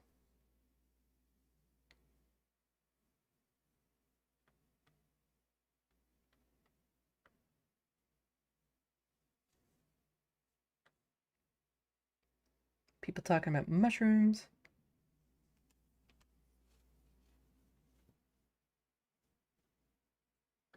Let's see. Got cat hair on my eyelashes. That's the thing. I put makeup on for all of this, and the hair, the cat fur sticks to makeup. Makes my face very tickly.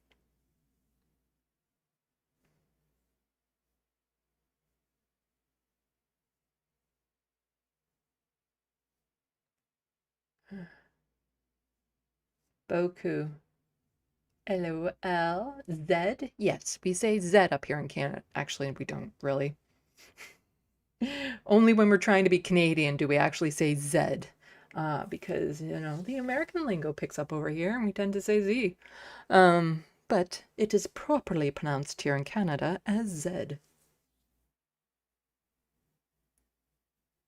A-O. Z instead of C, maybe? Get it?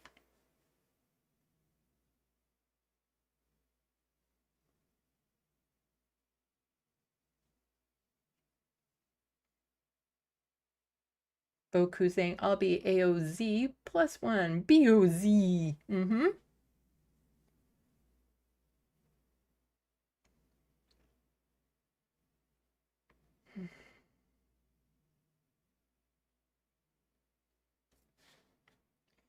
Let's see.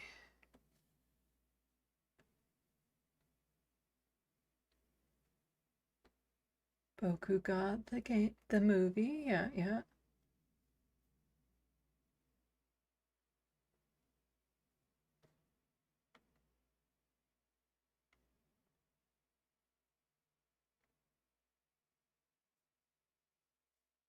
People liking the kitty cat. Abernappy.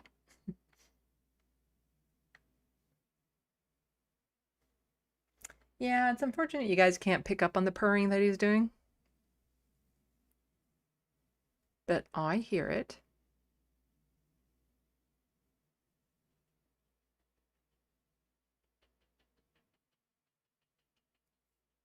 Looney Tunes. I know no one gives a fuck, but I hear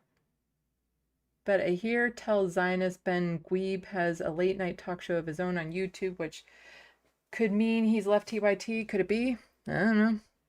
I'll probably find out soon enough. Of course, Sandy, you invented a nickname for me, Boku says. B-O-Z?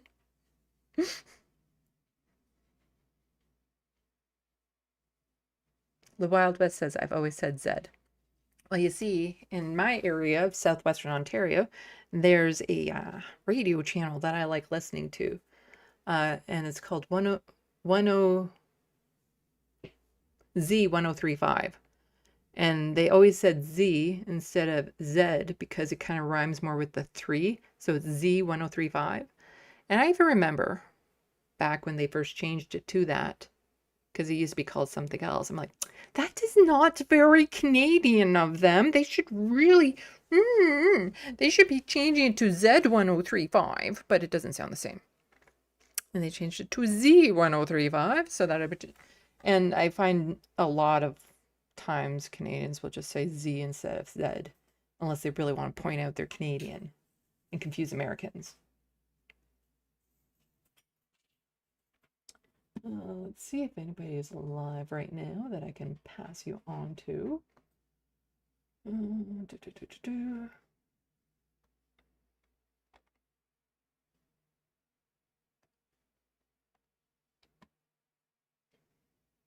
I could toss you over to the live TYT channel because they have a live 24/7 channel. Let's see. Those are upcoming. Yeah, Pep Talks is live. Okay, I'll toss you all over to Pep Talks this time. Lucy Hayes is also live if anybody wants to go check out her channel. But I did that last time, I think. So, save. So we'll be going over to Pep Talks after this.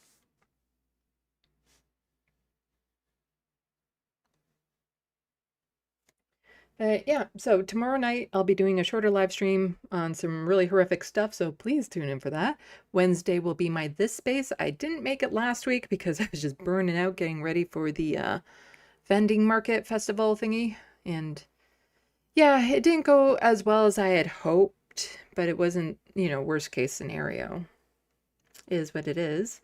I did sell 2 of my kitty cat pride drawings, or paintings, which was nice. And there's always the potential, I suppose, that somebody will contact me about a portrait, yet that has not happened yet. Out of all the markets I've been to, that has not happened. And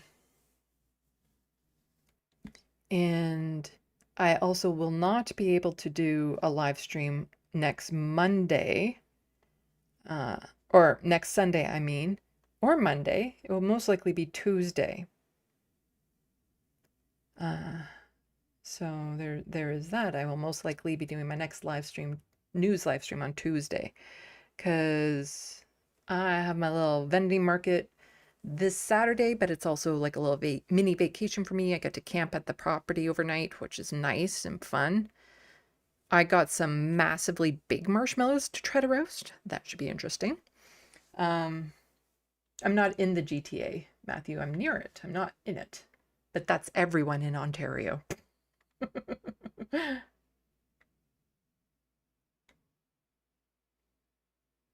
B-cat, yes, it drives me crazy with makeup, LOL. Yeah. The whole cat fur in your face.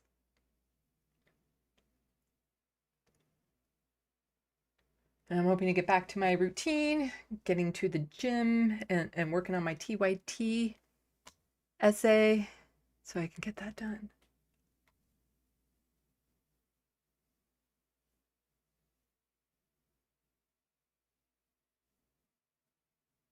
Okay. There was apparently a station also called Z or Z100. Yeah.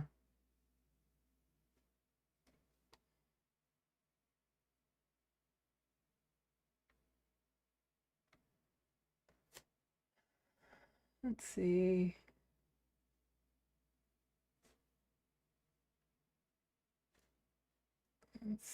Let's see. Also, I want to make sure I didn't miss any super chats.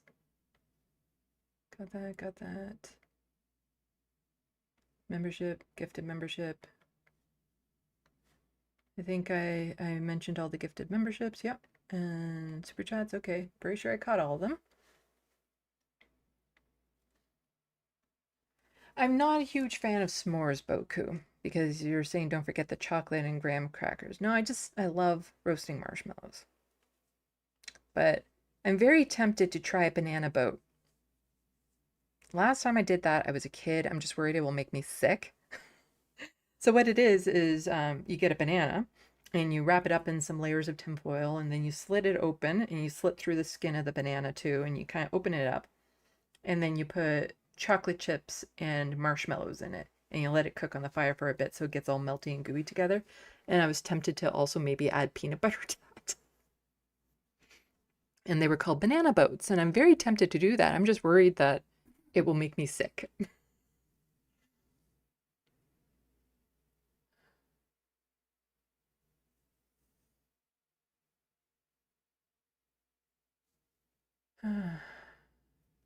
BCAT, glad you're feeling it getting back into routine, Sandy. Wishing you the easy time with it. Yeah. Well, it's not that I didn't want to be in my routine before, it's just I was too stressed getting ready for the market, so that kind of took all my energy and time and mental capacity, but now that is over. So, I think I'll call it a night. So I'll put these up.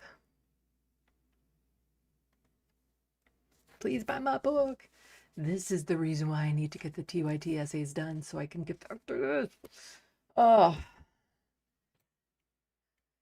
And you know all my socials. Thank you for all of your support today. Liking and sharing and talking in the sandbox all helps it in the algorithms and that doesn't cost anything. But if you do have some money to spend or share, you know, there's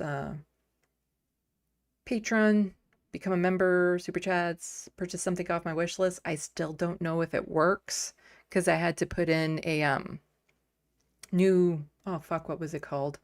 It's not a mailbox, but it's something else, so it gets delivered to the post office and not my home, because third parties on Amazon will now be sending my address to whoever would purchase it. So not a great idea, so I had to switch it. And I don't know if it works yet. Or if somebody has tried it, then it hasn't worked because I haven't received whatever. So yeah, but I appreciate every little bit helps. And I mean that, because I know a lot of you are in the same type of situation as I am, so I really appreciate $2, $20. It's all good. But I need to go eat dinner. I was planning on just burning some fish and chips, which sounds really good right about now. So, salut, à la prochaine. Thank you for watching and stay tuned. I'm Sandy, wishing your tomorrow is better than your today.